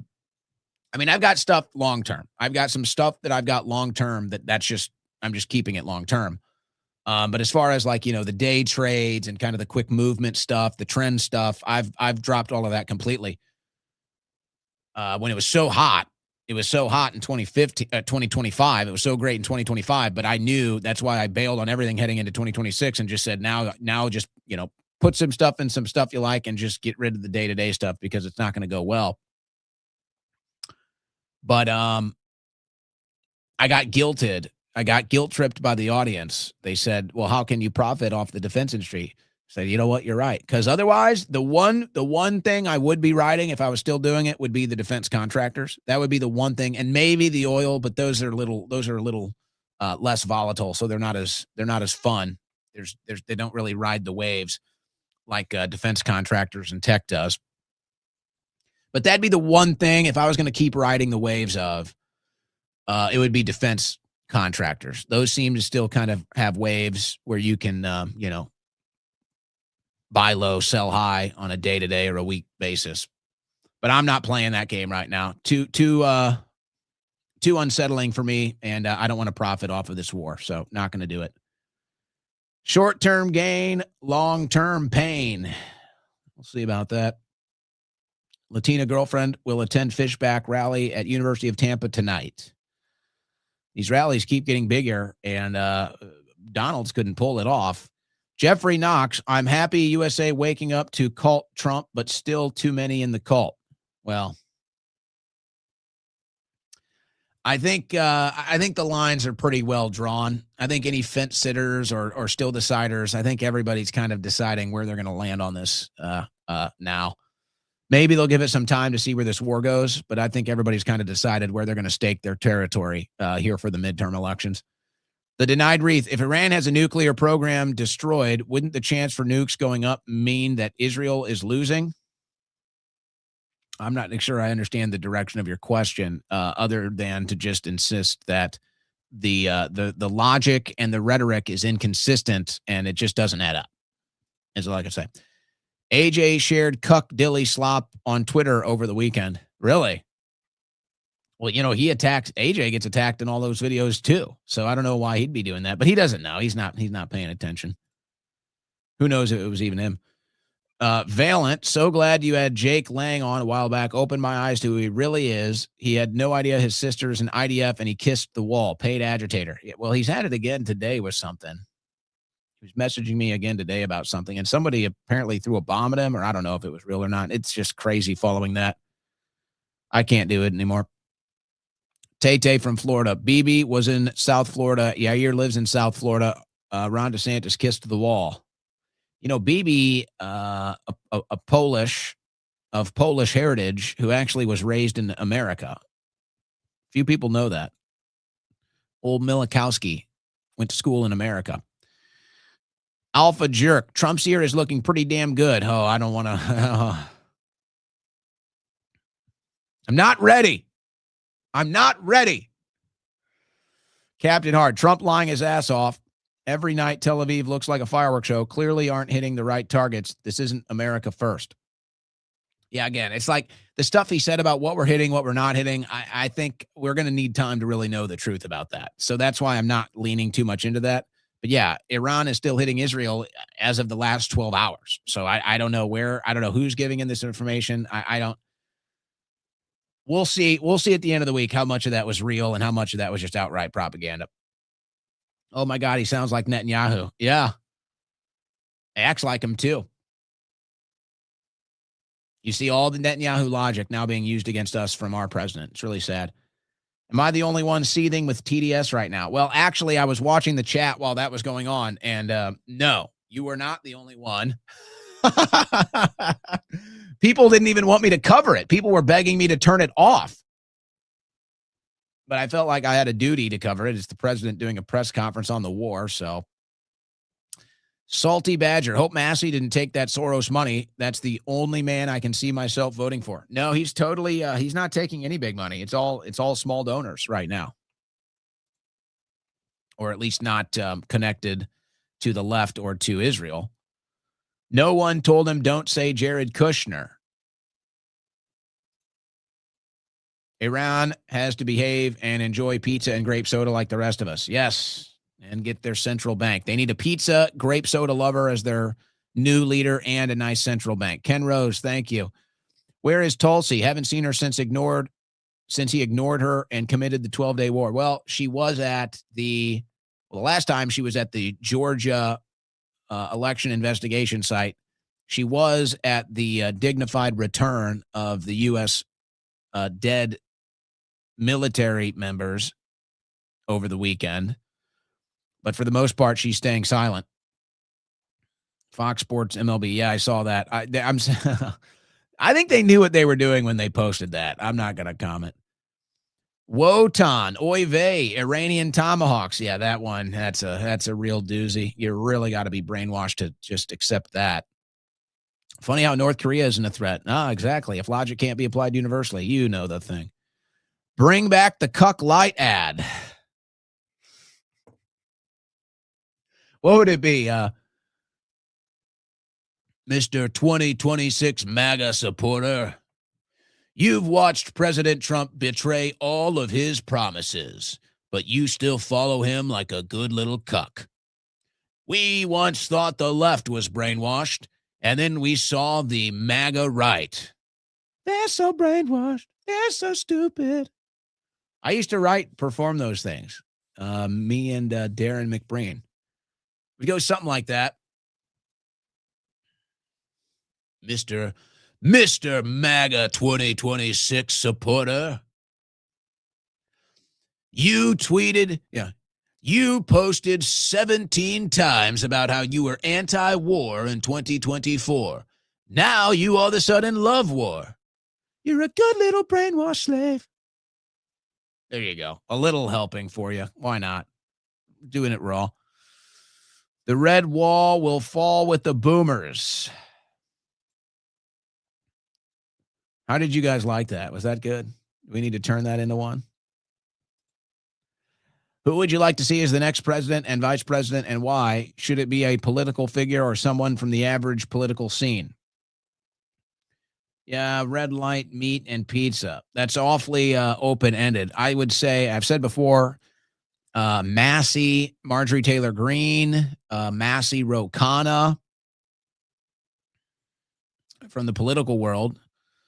Maybe Tucker Carlson throws himself in there just to spice up the debate and see what he could do. But it's too early really to answer that, I would say. Poll, who wants America fixed? 1, yes. 2, let's go. Well, we got to make Iran great again. We got to do all of these other wars. Not bots align and press 1. Let's go, the real ones.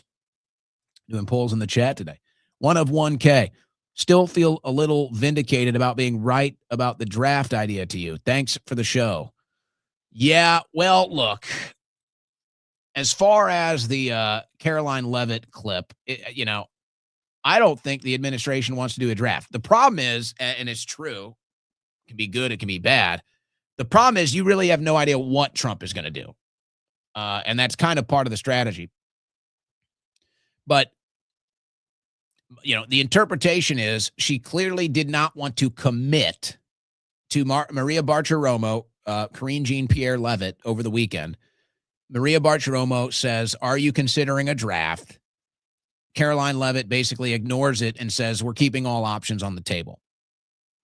I don't think they are really considering a draft, but who really knows at this point? Things are so off the rails, who knows now? But I think they drummed up enough patriotism. They did that big military parade. I think they signed up enough young Americans to join the military that they don't need to do a draft. They kind of deceived them into, this is going to be a no war, no new war, no foreign war administration. And so they lied about that. Now they got them signed up. Now they got them in. But who knows at this point what they will and won't do as far as military service. I don't even think they know. But that's Leavitt just doing a good Karine Jean-Pierre Leavitt. And Trump says, hey, don't commit to anything. They try to pin you down on anything. Boots on the ground, more strikes, draft, whatever. They try to pin you down on committing to anything. Just say all options are on the table. So that's really how I see that. Steak for supper, medium rare. The only way. Gigi Gaziano, wifey, does your hubby know your love for Owen? I don't know if she's married or not. Crazy. Nellie H. Lauren Boebert is smoking. Let me tell you. Okay. I concur. Jennifer K. Our floating breakfast cafe. Wink, wink. I'm telling you. It's gaining momentum. Still very small, but it's there. LA Patriot. Don't forget to close the garage door. You'll never know. Not another skate channel. Skate or die, Owen. Never been a skater. I can rollerblade. I can ice skate a little bit. That's about it for me. What do you mean our, Jennifer? Come on, guys. I love my wifey more than all the others. These chats. Thank you. It's very nice. Love the show, bro. Thank you, LA Patriot. We better not send any money to help rebuild Israel. All hell will break loose if that happens. Everyone blames Israel for this war, rightfully so. I think the real outrage would happen if they did a draft, though.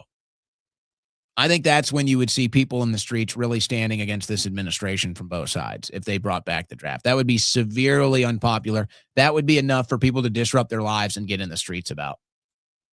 So that's kind of another reason why I don't think they would. Connie Reloaded, did you see the nanobot worn on Trump's hand? It was big. No, I just saw he keeps the makeup on there, I'm guessing, because they're doing IVs into his hand or something like that, or it doesn't look good, so he keeps the makeup on it. I didn't see what you're talking about. Grover Pearson, Trump rode the back of us Ron Paul voters in 2016. I will be sitting home in 2026, just like I did in 2008, 2012. Saw you on Jimmy Dore. When Jimmy is quiet, he's recognizing your talent. Great interview. Thank you. I was glad to do that. I was on Piers Morgan today. I'll share some of those clips. I see that Piers Morgan Uncensored has already uploaded some of those clips. So we'll probably repost those on X. Our greatest ally won't let Christians in the shelters. Well, nobody gets into the shelters. So, except the Israelis. So, yeah. Alpha Kenny Boy, 2 weeks to change the regime. Yeah. 2 weeks to slow the spread, 2 weeks to change the regime. Let's just hope gas doesn't stay above 100 a barrel. Avarice, Family and Air Force Reserve Unit. They're deploying hundreds of people in 2 weeks for refuel duties in Middle East. So I guess that means they're going to be there for a while, is what that sounds like. Now, again, I've seen other reports and rumors about that. I haven't seen anything confirmed. So if you're confirming it from people that are actually involved directly, then I would say that indicates they're planning on being there for a while. I love my Gigi more than wifey. I see what you guys are doing, and I'm okay with it. You can use and abuse the super chat. I'm not going to lie. It's kind of funny. Haven't seen haters have this much in their mouth for you since Bobert in theaters.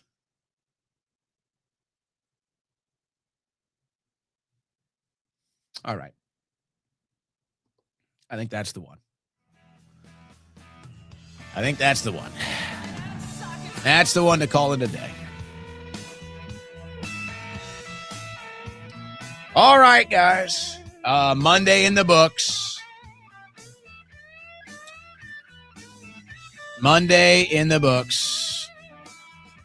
Pittsburgh bad. Went to Dave Smith's show Friday when you were on with Jimmy. Sounds fun. Sounds like a good time. All right, guys, that's it for Monday. Thanks, everybody, for tuning in. We'll take a 21-hour break. We'll do it all again tomorrow.